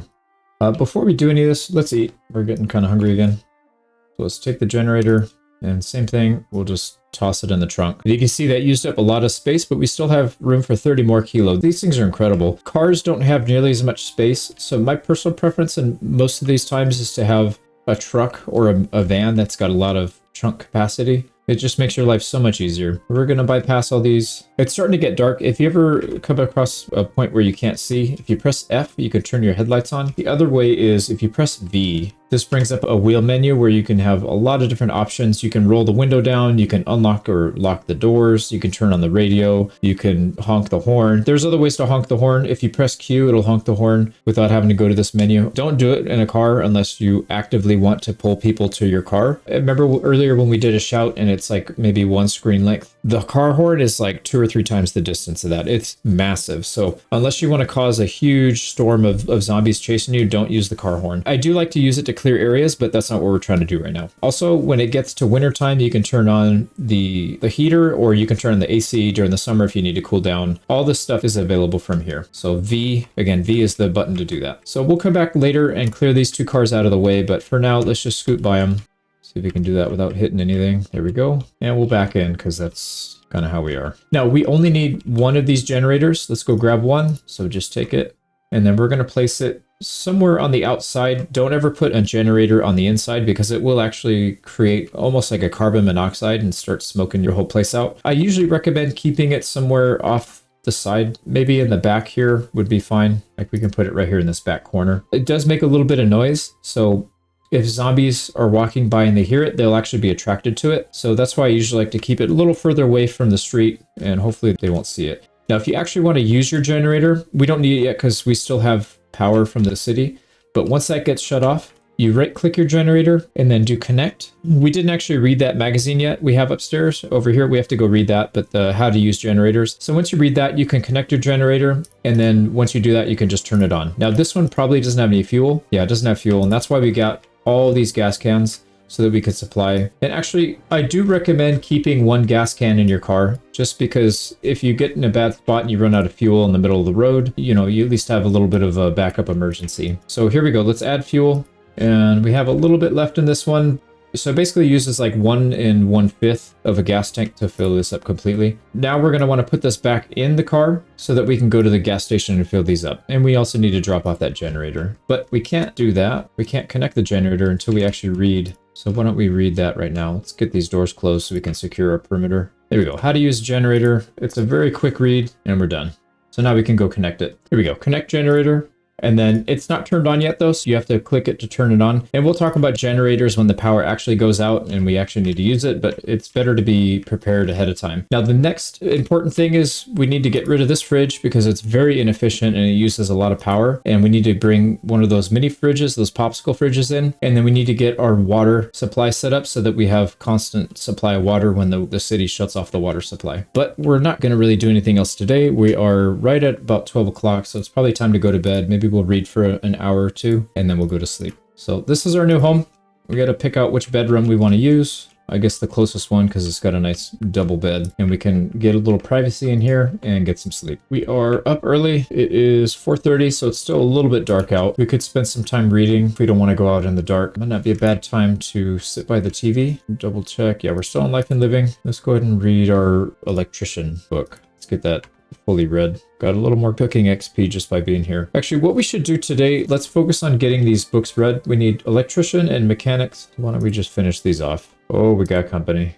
Interrupted our reading session. But that's why you always want to make sure you have something between you and just like an open door. So for example, if I was reading like this on the fastest speed, by the time the unpause would happen, they'd already be biting us. At least with this, they make a little bit of noise and it stops the time dilation, whatever. But we actually got another level of carpentry just passively by being by the TV. It's kind of funny. It's because the skill books give you so much of a boost, a bonus. So there we go. That's 1 book down. I'm just going to throw it on this bookshelf. Same thing with generators. We already read that one. And then we just got to read mechanics next. Now, as soon as you finish reading that book for electronics, now you can go over to your stash here and start deconstructing all these watches. So I'm going to dismantle everything. If you right click, you have to have a screwdriver on you, but you can see here, we can do all of them at once. So there's 14. Let's just go through it. And what else? Earbuds, we'll dismantle those. The walkie-talkie, we can dismantle. All right, that's all we have for that. See how much XP that gave us. So we're not quite halfway to level 2, but you can see it takes a little while to get electrical up. If we didn't have that book read, we would have 1/3 of what we have right now. We'd only have like 10 XP instead of 30. So reading the books is super important. There's a few other things we can do to give us electrical XP, and I'll show you how to do that in just a second. But let's go drop some supplies off outside. So when you're running a generator, obviously right now we're not there yet, but at some point we will be, and this thing will degrade over time, and you can see the conditions at 100%. I think it degrades, I don't know the exact number, but usually you don't have to fix it up maybe once every 2 or 3 weeks or once a month, something like that. So it's pretty rare, and you only need these things right here, the scrap electronics. So I'm just going to dump these on the floor until we get some kind of storage system outside to handle all that. So for now, it's just going to be a big mess pile. So that's the generator, and we are working on all this other stuff. Let's dump some of these things in the corner here that we don't need. There we go. Let's head outside. There's a few things we need to do, but let me show you, since we already did some electrical, let me show you a couple more things you can do to speed that up. If we go up here, there is a motel, hotel, whatever, short-term stay. It's right up the street. There's a lot of things in here that we can use to gain XP for electrical. Also, it's really good for carpentry if you haven't managed to do that. But you can see how easy carpentry is. I wouldn't really worry about it, but if you're still lacking XP there, you can get it. Let's deal with some of these. Oh, I know there's a few more here. Let's deal with them.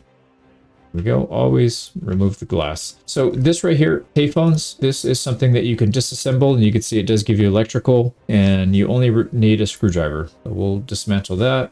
There we go. And that gave us up to 47 XP. So those are worth a lot more than doing the watches. The problem is there's not too many of them around. So the watches are probably the easiest one to do. Let's go ahead and drink so we can get some of our, we got to get our liquids and our calories up anyways. Let's do that. Now, the other thing here, the big one here are these lamps. So these night lamps, you can disassemble and it will give you a little bit of electrical XP. And then again, if you're still short on carpentry, disassembling a bed is probably the best way to give you XP. These ones give you the most per disassemble. But like I said, there's so many things you can do. It all adds up. You'll have carpentry maxed in pretty much no time. But let's go get some of these lamps. We're just going to go room to room, take them all out. We got our first level into electrical, and you can see it doesn't take too long once you read the book. You can get it done in less than half a day. Now, to be able to actually hotwire a car, you also need mechanics, which I'll show you how to do that here in just a second. But you can see here, you need keys or electrical level 1 and mechanics level 2 to hotwire. We're done. Level 1 electrical, we're good to go. We just need to work on our mechanics, so we'll work on that next. What we'll probably end up doing is working on our water. We need to get our water system situated. So in order to do that, let's go back to our base, but let's go in from this side instead, because there are some cars there we need to clear up. I'll show you how to do that one more time, just in case it wasn't clear. Now, when you tow, it doesn't matter if it's front or back. You can tow from both sides. Go, and we got some people chasing us, so why don't we deal with them first, and we'll take care of these. Oh, here we go. There's another item, a high-end camera. That can also be dismantled. That'll give you a tiny bit of XP for electrical if you need it. We already got our electrical, so we don't really need it. So let's move this car out of the way. Now, when you're moving cars out of the way, you might want to consider taking them back to your base, and I'll show you why. If you want to level up your mechanics fast, you'll want to have at least a couple cars that you can reliably use for taking parts off and putting them back on. Preferably ones that you just don't care about if they get damaged. So let's get this thing over here. We'll have, maybe this will be our mechanics training ground right here. Deal with that. We'll unhitch this, then we'll go back and get the other one. All right, we got some people trying to invade our new home. So let's deal with that. That is absolutely unacceptable. And it looks like we lost our wrench finally. That's the wrench from the very beginning of the game. It served us pretty well. How many kills did we get out of that? 125 about, and that's because we did a lot of ground strikes instead of hitting them when they're standing out. That preserved the quality for quite a while.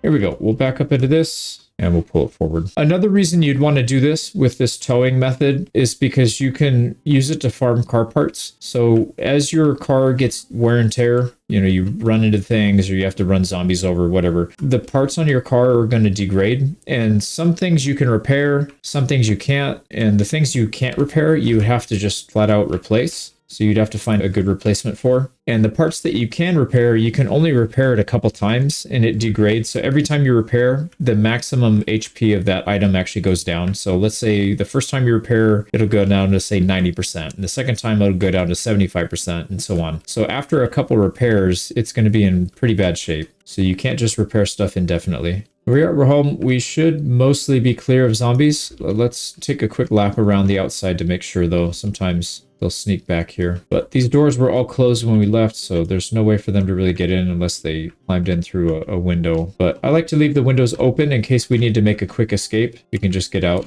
Let's open up all the windows. Now that we have everything we need to fix our water, we need carpentry up to a certain level. Typically level 4 is enough to do a rain catcher. Level 7 gets you the higher tier, and I believe level 6 is what you need to get stairs if you need to build your own stairs. We don't need to build stairs because we could just use our own here.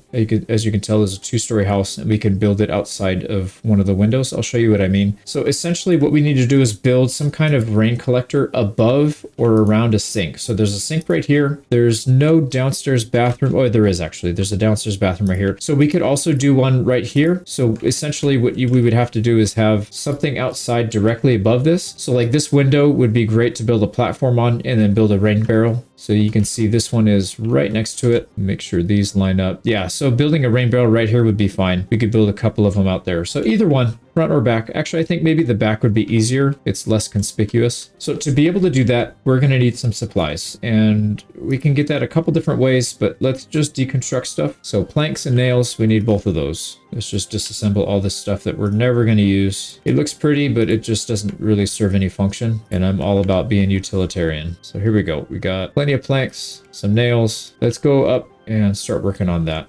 So this window seems to be the one that we're going to try and build on. So if we right click and you can see this carpentry tab down here, as long as you have your tools on you, the hammer and saw and whatever else you need. So you can go to carpentry and we need to build a floor. The wooden floor requires 1 plank and 1 nail and a carpentry level of 1. Now we have 5 planks, 10 nails, and 8 carpentry. So we can easily do that. Let's build one right here. Oh, I forgot. There's this rule in Zomboid where you can build only on the north. You can only build on this side or this side of the house. You cannot build on this side or this side. You can wrap around to it. Let me see if it'll let me do it right here. I don't think so though. Yeah, see, it won't let me do that. It's kind of a dumb rule, but that's okay. It is what it is. So let's line it up with the one downstairs then in the kitchen. So let's plan this out a little better. All right, that makes it easy. So this window is the one that we want to base it on. We need to get the rain barrel somewhere above that. It needs to be a tile adjacent to it so that we can connect it eventually. Now, I don't know where we can build out here, but we should be able to build it right here, or we can build right here. So I think let's do this one,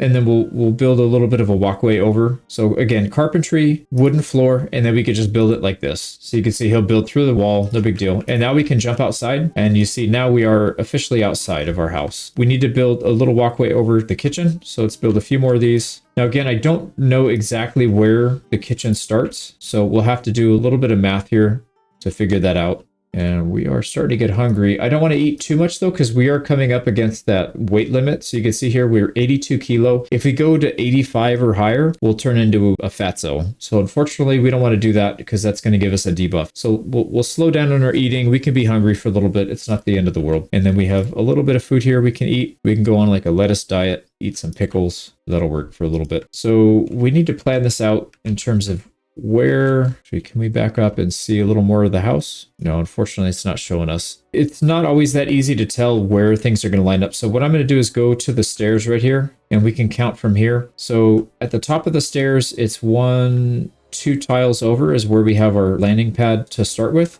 So, and you can see the stairs ends right here. So it starts right here, 1, 2. How many tiles is that away from the sink? So 1, 2, and then it looks like 3 and 4. So 4 tiles over, 5 tiles would be fine, and then we could build backwards like this. It'll make sense when I have it up and running. So I'm going to go ahead and disassemble. We're going to need a bit more wood and nails if we're going to do this. So let's go grab all this stuff. We'll also need some garbage bags. Let's just grab all of those. If you hover over carpentry, you can see what you can build and how much it costs. If we go down to furniture, you can see rain collector barrel. This one, the square one, it doesn't hold nearly as much water, but you don't need as high a carpentry skill. You can see you only need 4. If we go to the other one, it's 7 carpentry. That's why I was telling you level 7 is really the one you want to be at, because that gives you the best rain collector barrel. None of these other items you need a high carpentry for. Most of it you just need like 2, 3. Bookcase you need 5 carpentry, but you could just literally go to any house and steal one. It's not a big deal. Even the crates don't require that much. Level 3 carpentry, and you could build your own. Although we have some in the back of the van we can just put up. What else? There's not a whole lot else that we would want to necessarily build, so we'll stick to that. But the rain barrel, we need 1 more plank. Let's deconstruct something and try and get that.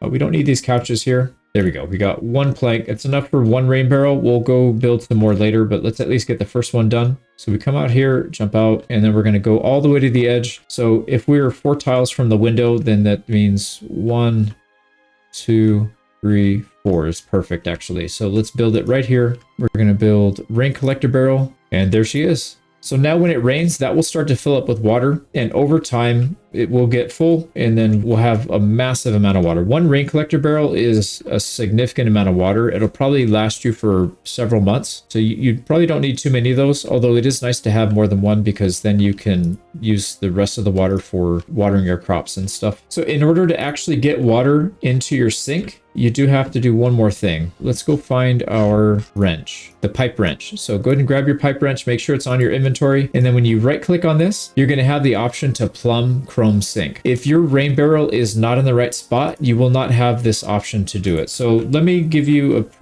an easier to see demonstration of how it actually works. The barrel has to be above you, and then you plumb it one tile down. So that's why we have it on the second floor, and then it comes down, the water gets plumbed through down to the bottom floor. Now, if let's say, for example, I'm going to use this one square to represent where the actual sink is. So if this is the sink downstairs, that means we can't put the rain barrel directly above it. It has to be one of the adjacent tiles. So it could be any of these 9 tiles around it, like this, but upstairs, obviously upstairs. So when you're trying to plumb, make sure you don't have it directly over the sink. It has to be out one. Now, because this would be technically inside the house. If we compare this to where that is on the other side, this would be inside the house. This is where our walkway is. So you can see we could easily put the barrel right here, 1, 2, or 3. Now we have ours technically on this tile, and the sink is over and down 1. We could build more rain barrels. We could put 2 more here. We have room. Let's do maybe 1 more just so we can have it. There we go. We got enough planks. Let's go build one. Now, once you plumb the first one, you do not need to plumb anymore. You just plumb the first one. Anything you build after that, they're all connected, and then you'll be in good shape. So let's build another rain barrel right here, and then we're good to go. So if we come back in, go downstairs, and if we right click on the sink, there's no option to plumb it again because it's already plumbed. Or actually, we didn't plumb it yet. So let's go ahead and plumb. You get the monkey wrench out, and it's done. You're all set. Now, the water is still connected. Like I said, we don't have to worry about this until the water gets shut off. However, it's better to be early. Now we don't have to worry about it. We still have to wait for rain to come at least once and fill that up. I didn't mention yet why you want to plumb a barrel as opposed to just putting it on the floor and drinking it. So anytime the rain comes, the water that comes from the sky is tainted. If you drink tainted water, you will actually get sick. If you drink too much of it, and you'll die immediately. So you have to be very careful. For whatever reason, when you plumb water in from a barrel above, it automatically filters the water. It's just a Project Zomboid mechanic. I don't understand how that works, but that's how it is. So to get clean water, you could either boil water, which is a lot of work and it takes a lot of resources. It takes a lot of your time. My personal opinion is it's better just to plumb it. Just do that from the start and you won't have to worry about it. So you can see the sink will be, once we get a rain, we'll have water for pretty much an infinite amount of time. It's getting late. Let's go grab a quick bite to eat, and then we should probably get some sleep. 7:30, it is, like I said, if you go to bed around 1 or 2, you'll wake up with plenty of daylight ready to go. So now today, what should we do? I think today we'll spend our time dealing with mechanics. I'll show you how to get that leveled up fairly quickly, and then we can go hotwire cars, and then after that we're pretty much done. We need to move a freezer in here maybe, and I can't really think of a whole lot else beside that. So why don't we spend some time here. Let's shut this window in case somebody pays us a visit. Let's start reading mechanics and try and get that done. It's going to take us maybe half the day to do that. Oh, this is one thing I was hoping would happen soon. If you can hear outside, there's a helicopter going around. Helicopter vent is pretty scary. We're just going to go hang tight. So if you're inside when the helicopter vent starts, just stay inside, maybe go upstairs, close all the windows, shut yourself in, don't let anybody know you're there. If the zombies know you're there, they will swarm you. So essentially what the helicopter does is it flies around this neighborhood, and if they see you, they'll like pull zombies to you, fly away, get more zombies, bring them back to you, fly to another region, pull them back to you, and it could last the whole day. If you're spotted, they will absolutely ruin your base. So what I recommend doing, if you're already inside when they come up, just shut yourself inside. He'll go away after a couple hours. If he did see you and you're already outside when he shows up, get in your car, get out, go out of town somewhere for half the day and then drive back in. If you're on foot, you don't have a car, well, you're just going to have to move around until the helicopter event ends, unless you want to try and fight him off, but I don't recommend it. It's going to be a significant amount of zombies. So we're going to probably just hang tight here while we're reading. We got to read anyways. So you can see he went away. He's going to come back. He usually does that. He'll go away a couple times and then he'll come back a couple times. Yeah, he's really annoying, but that's kind of his job. So mechanics done. I'll show you how to level up mechanics to level 2, and we're going to do that by using these cars that we were pulling over there. We're going to take parts off, put them back on, and then that's how we'll get leveled up. So we're pretty hungry. Oh boy, they actually did break in. We'll have to do a little bit of cleanup here. I saw some outside. Grab a little bit of food. We need to cook, actually. Yeah, I don't want to eat the butter because that's going to give us a lot of calories. Oh, crap. I think they saw us. Yeah, they definitely saw us. All right, well, we're going to have to make a little bit of a mess here. But you can see window fighting is always going to be useful no matter how late in the game you are. Especially when there's something they have to crawl over, like this countertop. It really slows them down. Oh, they're going away. Yeah, the helicopter dude's starting to fly away. Now, in the apocalypse setting, there's only one helicopter event, and it usually happens, I don't know, 5 to 10 days out. I don't know the exact parameters, but he'll only show up once, and then it won't happen again. What in the world? I think he might actually be done now. But our job's not done here. We actually have a lot of stuff we need to get done. We can't leave all these bodies in here because you'll end up getting corpse sickness. So corpse sickness is when you're hanging around bodies too much.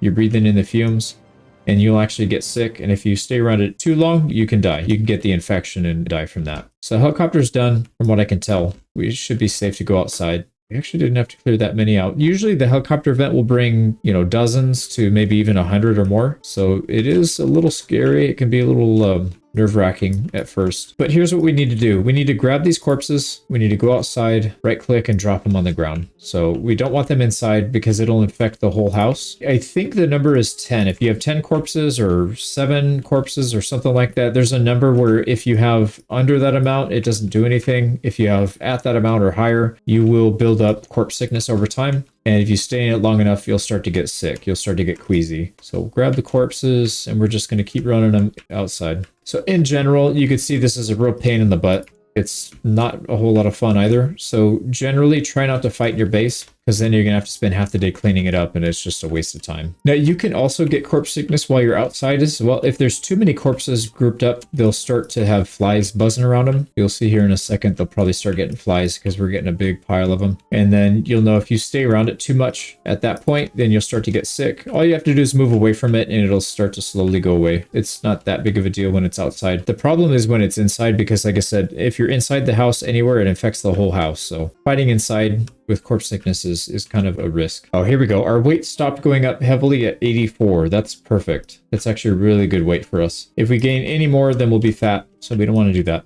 Now, let me start showing you how to start leveling up your mechanics. So if you haven't gotten a car yet, this is super important. If you do have a car, it's still pretty important. Yeah, you can see the helicopter brought a lot of zombies around here. So unfortunately, we're going to have to spend a little bit of time fighting. I don't know if we'll get to mechanics today, but let me get through this real quick. Actually, it's not as bad as it seems. You don't want to train mechanics until you know the coast is clear. So if you see anything in sight and in visual range, just go hunt them down, get them out of there. The last thing you want to do is work on unscrewing a car and, you know, doing all that stuff, and then you get bit because you're too focused on other stuff. There you go. Now, you'll notice if you do a whole lot of fighting, you're going to get... Oh, it went away. Let me run a little bit to get it back. You're going to get this moodle right here. It's moderate exertion. You never, ever want to fight when you're moderately exerted, or if you're sleepy, or if you're injured on certain hands. Like your right hand, if your right hand gets injured, your damage goes to 0, pretty much. If you're exerted, your damage goes to 50%, and if you're sleepy, your damage goes to 50%. So it's not a good idea at all to fight if any of those moodles are up. So as soon as you see this, find some clear area, like right here, we're getting chased. Get away from them, get a little bit of distance, and then right click on the ground. And then when you're sufficiently far away, click sit on the ground, and then turn and watch. And then hold shift when you're getting up so you can get up faster.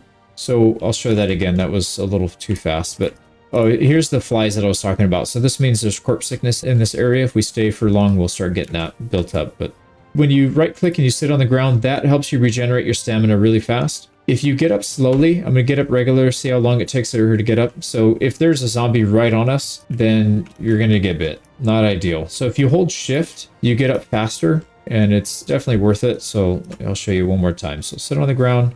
We're waiting. If we need to get quick, you hold shift and then move in any direction, and you'll very quickly jump up off the ground. There we go. I think we have a little bit of peace and quiet. We do need some food. Thought we grabbed some food. Didn't we grab some like honey or something? Fruit jam. There we go. We'll take some fruit jam. Okay, so when it's time to start working on your mechanics, it's good to have a couple cars in the area, maybe 4 or 5. And if you want to go higher than that, I remember one of my playthroughs, I had about 30 or 40 cars here, and it went really fast. Probably a little bit too much. Maybe you just need like 10 or so if you want to do it really quick. But if we go up to a cart, we go up to the front of the hood. And if you press V and you do vehicle mechanics, you'll start to opening up the hood and you'll see all these stats. This is a little bit intimidating because there's a lot going on here, but don't worry about it. All this red stuff means that the parts on here are in terrible shape. We're not trying to pick parts off of this. We're just trying to use this vehicle to level up our mechanics skill. So we can do that by taking off and putting back certain items. If you look right here, the radio is one of those items that we can use. It's always under the other towards the top. And then under the hood, you can do the battery. You can take it off and put it back on. And then you can also do the lights, the front headlights, and then the two in the back. So there's 6 items that you can take off and put back on each car. You cannot just do this over and over. You have to wait 1 day per car for the XP to refresh. So if I were to just take off this radio and put it back on 10 times in a day, you'd only get XP once the first time you did it. And then you waited your 24 hours or whatever the cool off period is. It's usually around a day, a full day. And then you can come back tomorrow and do it again and you'll start getting XP again. So let me show you. So if you right click radio, uninstall, and then you right click, install, you can see it in the menu right here, US ham radio. Same thing with the battery. Let's uninstall that. And then right click and we can find it in the drop down menu here. So car battery, 20%, and we put it back on. Now let's get the headlights. We want the front headlights and you can queue these up by doing both at the same time. And then you can reinstall them and then we can queue up the rear lights. So we'll do those two. Oh, we're getting attacked. Why you gotta do me like that, lady? That actually made me jump out of my seat. All right, let's uninstall and then reinstall. There we go. So just doing those 6 things, let's see how much XP we got. We got 11 XP. So you see if we do this 8 times, for sure we'll have the full level. And we got 4 cars here. So we need to do that over the course of 2 days. There's a way to do it a little faster. I don't think we have the tools for it though. You need parts to take off the wheels and stuff like that. We don't have that. So we're just gonna stick to this for now. Now, sometimes you can't get at the battery. It'll say car key required. You can fix that pretty easily.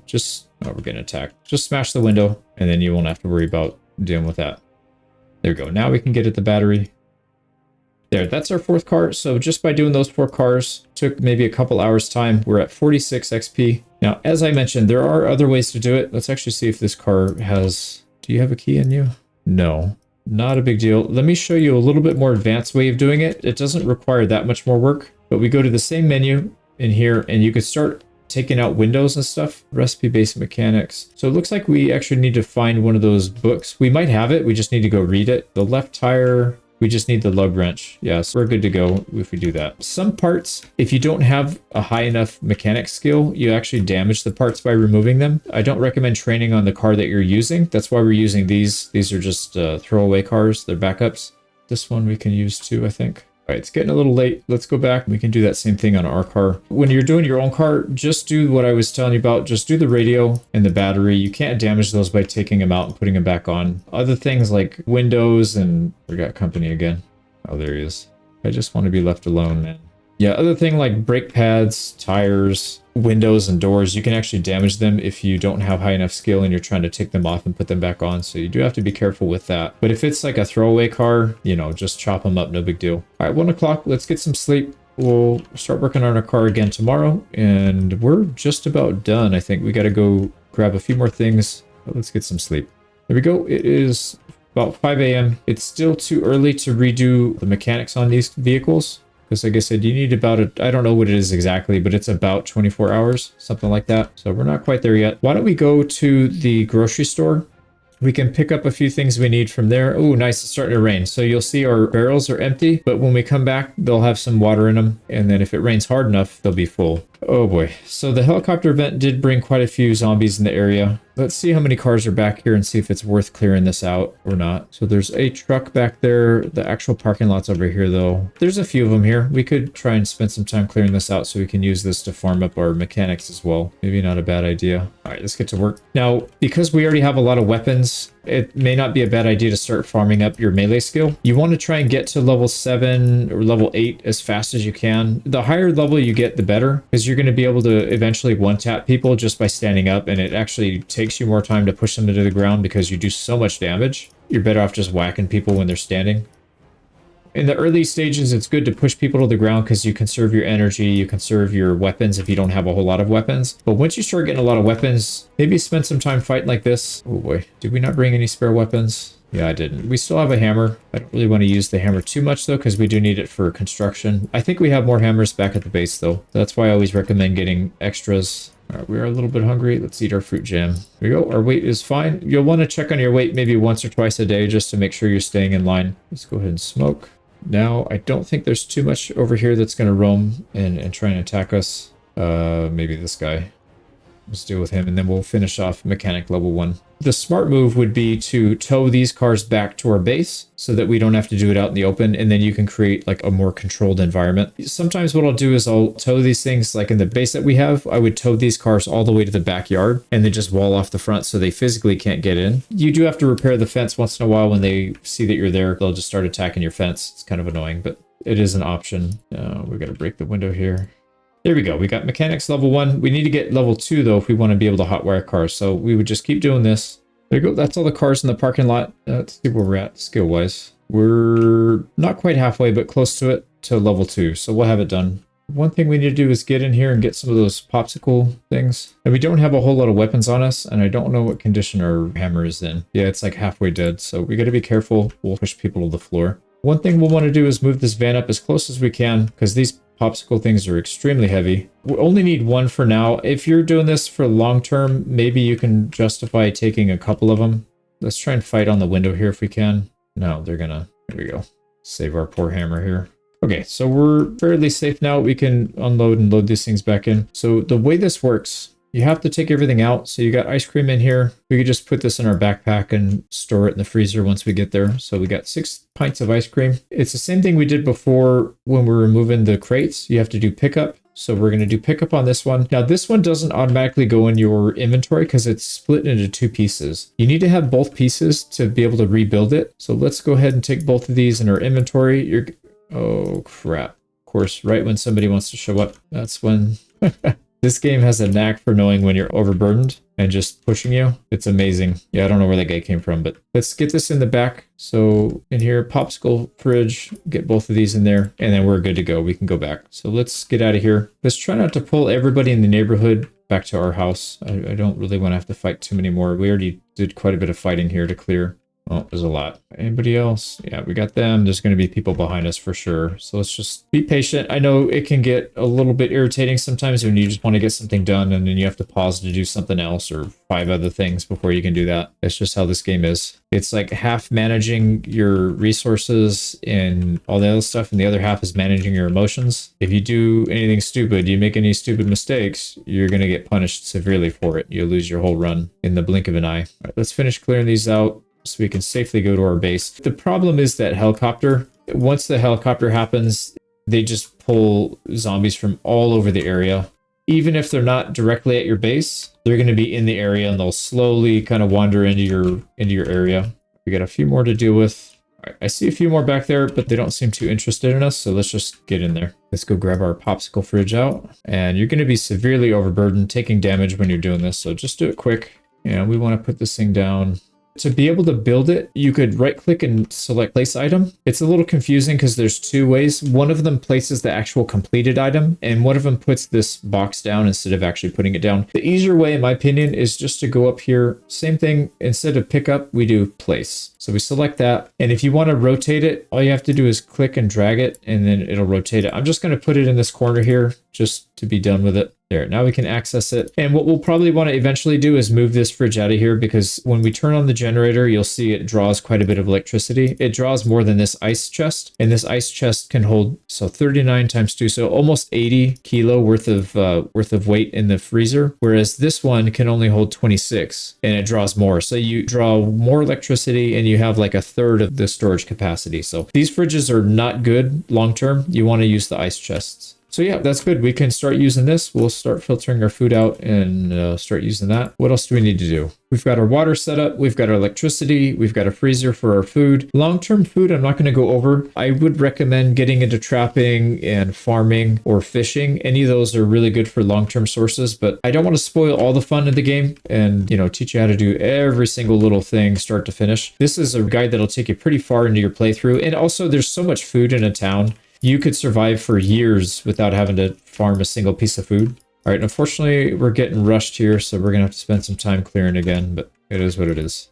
Yeah, there's still more. They'll eventually end up here, but for now, we should be fine. But one thing we haven't covered yet is how to set up those crates. So we grabbed them, but we didn't set them up. Let's go do that. So just put them in your inventory, and then we're going to come back in here. The same way we did these ice chests, we can put the crates down. So if you right click it, you can do place item, or my preferred method is to use the place. So right here, and I'm just going to click it in the corner and build it. Now you'll notice we could put them side by side, or you can actually stack these. You can stack these and you can get up to 3 stacked tall up to the ceiling. So a pretty nice, convenient way to get a massive amount of storage without taking up a ton of space. There we go. So we got 2 storage crates there. We could put all the stuff in our backpack in there. That's what I would probably do. I would have maybe a crate for weapons, another crate for, books and other things. It just kind of have a nice inventory system set up here. Again, I'm not going to show you how to do all that because I feel like that takes the fun out. You probably want to figure out how you want to set your own up. But aside from that, let's do a couple more things. And I think we're pretty much wrapping this one up.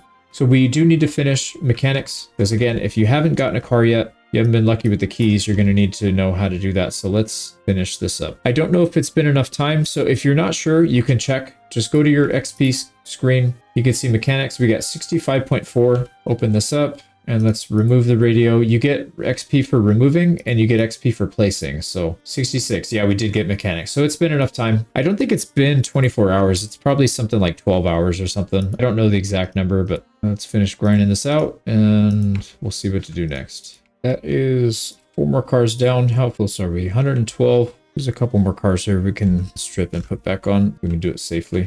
All right, we hit it. We had to do maybe 3 or 4 more cars. But you can see getting up to electrical level 1 shouldn't take you more than a day to do between reading the book and disassembling stuff. Mechanics, getting to level 2 between reading the book and if you're spending the whole day doing this, you could probably get done in less than 2 days. So 3 days start to finish, as long as you have the skill books and the tools, screwdriver, you can get all this stuff done pretty quickly. But now let me show you how to actually hotwire a car. First, let's make sure it's safe in the area. So this car is a good candidate for hot wiring. What you'll want to do is check on the stats of the car. So just like we were doing before, you can see if it has gas. So this one is out of gas, unfortunately. So if you want to hot wire this, you need to have some gas on hand first. We have gas already because we have our van that we have full and we've got some gas tanks in the back. But let's say, for example, if you didn't have all this stuff, here's a really good way that I recommend doing it. Have an empty bottle handy that you can use. So if I right click on a car, or if I go up and press V, I can siphon gas out of it. Let's actually not use this car. Let's see if we can find one that we haven't used, because this one we already filled up with gas at the gas station. That's too easy. So what you would do is you would have an empty bottle in your inventory. This is what we're using for water, but we can use it for gas too. It's not a big deal. You go up to it, you go up to a car and you press V. And if it has gas to siphon, it'll give you the option. So these are mostly empty. Yeah, these are all empty. And again, if you want to see the actual number, instead of doing that, you just open up the hood and you can see gas is at 0. So we need to go find something that's got gas. Hopefully one of these have it. If not, then we'll just grab it from our car. But yeah, not too many cars are going to have gas on them. Most of them are going to be empty. 0 on the gas, 0 gas. This one has a little bit of gas. It has 3 out of 42. So it's enough. That's enough to fill up our bottle. So if we come over here to the side, you can see press V. Here we go. And you have to be on the correct side. Usually it's on the left side, so the driver's side. And you see we get the option to siphon gasoline. So let's do that. It doesn't take long. And then if we come up here to our inventory, you'll see we have a bottle of gasoline in our hands. So that's all we really need. If you can find a can of gas, it's good to carry it with you and just siphon off gas as you can. And then when you find a really good car that you want to take, let's say this is the one, then you just fill it up like you would normally. Let's take care of this zombie real quick. So we go up to the car like usual. You press V on the driver's side where the gas can or the gas tank is, and we pour that back in. Now we can refill this up with water if we want. You don't have to like rinse it out or anything. You just fill it up with gas. Now we don't have a key. So if we press V, you get the option to hotwire. So let's do that. Press V, click on that, and it takes a few seconds for him to try. And you hear that little buzz, that little zap. That means you failed. So you just keep doing it. It doesn't damage the car that I'm aware of. There's no downside to failing. It just takes time. Like if you need to hotwire this to get out because there's a horde coming, maybe it's not the right time to do it. Maybe you should just run. But if you've got time, you can keep trying. There we go. We got it. So we hotwired, and you can see right here, this little wire comes in. We don't need a key for this car anymore. We could just automatically start it and do whatever we want. So here we go. We got ourselves a nice sports car. Let's go have some fun. Now you will damage your car by running zombies over, but obviously we're just going to have fun now. So who cares? Let's go pay a quick visit to our barrels upstairs and see how they're looking. Oh, look at, they really like this house. Just leave me alone, man. So if you come outside here, you can see the rain barrels. Graphically, they don't look like they're full, but if you right click them and then rain collector barrel, this one has 256 units of water out of 40. Our bottles of water can hold, I believe it's 10 units in each one, something like that. So 256 units. When it's full, it's 400 units. So 400 units of water, that's 40 refills of your water bottle. I could be off on that by just a little bit. Maybe it's not quite 10. Actually, we can look right here. Yeah. So these bottles carry 10 units of water. And the bottles, I think you can probably live off of 2 water bottles a day, maybe a little bit less. So, 400 units is a massive amount of water, even if it doesn't rain for a long time. So once that fills up, we'll be good to go. Speaking of which, let's go ahead and top off these 2. So let's do a quick recap and make sure we didn't miss anything. We've got mechanics leveled up and electrical. I showed you how to do all that. We can hotwire cars. We have electricity for when the electricity runs out, and there's a gas station. Oh, yeah. Let's go take care of the gas station. Actually, we need to do that last. So carpentry's leveled up so we can build all kinds of stuff. Let's say if you wanted to maybe add some protection here, you could add some planks to these. What you would need to do is get some planks in your inventory. So we can come up here and disassemble a few more things. Here we go. Let's grab a plank. And then there's some nails downstairs. You don't need too many nails. It's 1 plank per patch window or patch door. So let's say we really don't want them to break in through here. We can right click and you can click barricade and you can put a barricade on. It takes them quite a while to break through this, and you could put multiple barricades on each window. So you can fit 4 on both sides. So you could fit 4 on the inside and 4 on the outside. I recommend putting maybe 2 on each, 2 on the inside and 2 on the outside, because once you put that third one on either side, it blocks the vision. Like right now I can still see outside and see what's going on. If you don't care about having vision, just put 4 boards on both sides if you really want to barricade the heck out of the house. That's one way to do it. I'm going to show you one more way that's probably the preferred way to barricade yourself. To do that, we're going to need some rope. So I'm going to right click here and craft sheet rope. Maybe let's get like 4 sheet ropes. So we can do 2 each. I think each rope we want from the top floor down to the bottom is going to require 2 sheet ropes. So let's come up here and place these. So in order to place a sheet rope, you have to have, like I said, 2 sheet ropes per story that you want to go down, and then you have to have 1 nail. So let's say we want to have an escape route from here, right here. So if I right click, you can add escape rope fabric, and you see it just goes down. So now if we want to jump down without getting hurt, we can do that. Also, if you want to go upstairs without having to go inside and through the doors, like if you want to barricade everything on the downstairs, you could just put a sheet rope and get up, and then they have no way of getting upstairs. Now, the final way I'm going to show you is a little bit cheesy. So a lot of people do it, but I don't know. Depends on how easy you want to make the game. You need at least 1 plank and 1 nail to do this. So let's say we want to completely make this upstairs inaccessible for zombies entirely. They'll never be able to get up here. What you'll need to do is find out all the access points. In this case, there's only 1 staircase to get upstairs. Zombies will never crawl up your rope, so you don't have to worry about that. But essentially what you need to do is remove this floor, and you do that by building a wooden floor on top like that. And then we need to deconstruct that. So we disassemble it. Oh, I forgot. It doesn't let you do the tile directly adjacent to the stairs. You have to do it on, yeah, I forgot about that actually. Let's get a couple more. We'll do it again. Oh, perfect. 2 planks. That's exactly what we need. So if you want to completely shut this off, we would do these 2 floorboards right here. So we would do the diagonals, and the zombies can't walk across the diagonal. So like this, 1, 2, and then we would disassemble these. So disassemble that, and then disassemble that. And now they have no way of getting up here. We still have a way of getting up because we have the escape rope. And if you do this, if you completely shut off, notice how when we try to go through, we just fall down. Always make sure you have a way of getting up, like through a sheet rope. Or make sure you have enough materials where you can build a staircase. So we can build stairs like right here. We can build it up to the 2nd floor. If you completely lock yourself out and the zombies take these ropes down, you could just do that. But now we can get back up. They physically have no way of getting up here. So it's a safe place to sleep. Or what I recommend doing is finding an upstairs where you can have everything up here. You'll notice that all of our utility stuff's down here. The ice chest, the stove, when you want to cook stuff, our water, all of this is unfortunately downstairs. You want to have as much of that upstairs as you can if you're going to shut them off from this area. Oh boy. I heard them coming, but I didn't realize they were that close. Put her out on the toilet. Okay, so that's how you secure your house if you want to make it completely foolproof. You can even build, just like we did a platform for the rain barrels, you could do the same thing for your generator. You could build a platform where you just put it off the ground, put it up there, turn it on, have a little bit of storage where you can keep some fuel. You have some spare fuel and some scrap electronics, so you can have everything upstairs. You don't have to go out to do it. You could literally live in the 2nd floor if you have enough food and everything. So that's pretty much how to secure your base. The final thing we're going to need to do is make sure that we can consistently get fuel once the electricity goes out. And to be able to do that, we need to set up a generator to help turn on the fuel pumps. Oh man, that helicopter brought a lot of zombies out. So we're going to go north back to where, oh my God.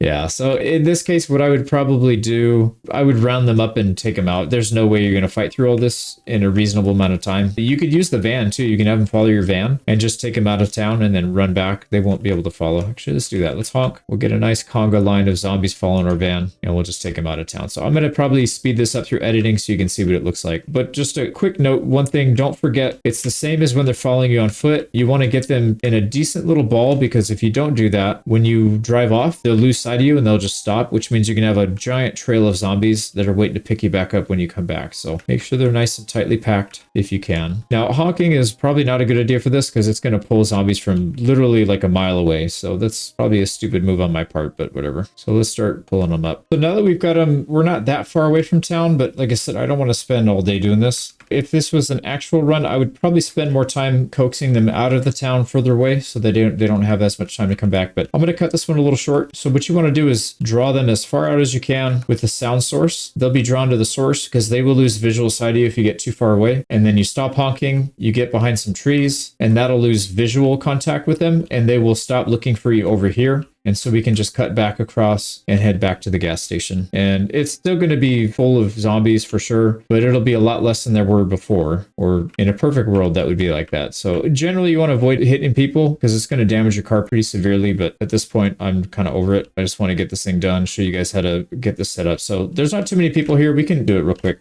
So we're going to hop out. Let's grab our generator. And it doesn't matter as long as you're in a certain radius. It's pretty big radius too. You don't have to be like right next to it. Drop it on the floor. Connect your generator. Make sure you have gas in it. So like right now, there's no gas. So we would have to fill this thing up. You know, let's have some fun here. Like I said, you could do this with one of those throwaway vehicles, one of the ones that you just find that's not in great shape. But for your daily drivers, do not do this. This is a really bad idea. It's going to ruin your car. But yeah, you can just do like the circle of death and start slapping the crap out of them.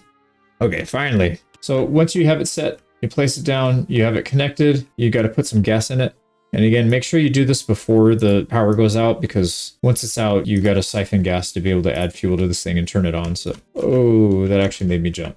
Once you have fuel in it, if you right click, you can turn it on. You can hear it turn on and you can see we've got only 60% fuel. We don't need it on right now because the power is still working in this area. So, but if you were to come up here and try and fill the gas tank, take fuel, you wouldn't be able to do it when the power's out. But as soon as you flip this on, you can come back and turn that on and it's no big deal. So I think that's a good place to end it. We've covered everything that I wanted to cover in here and get you off to a good start. Essentially, you've got shelter, you've got power, water. You do have to worry about food. I'm going to leave that to you and figure out how to do that. But like I said, there's a ton of food here. As long as you have a freezer working, you can keep a lot of food. You can just raid this right here. You can come in here and raid the grocery store, grab all the frozen foods, all the meat and stuff, take it back, freeze it, and then you have food for at least a year or so. And then that'll give you time to kind of figure out how to do hunting and trapping and all that stuff, or maybe watch another guide. So hopefully that was interesting to you. Let me know if you have any questions, if there's anything that wasn't clear. I know this is kind of a long one,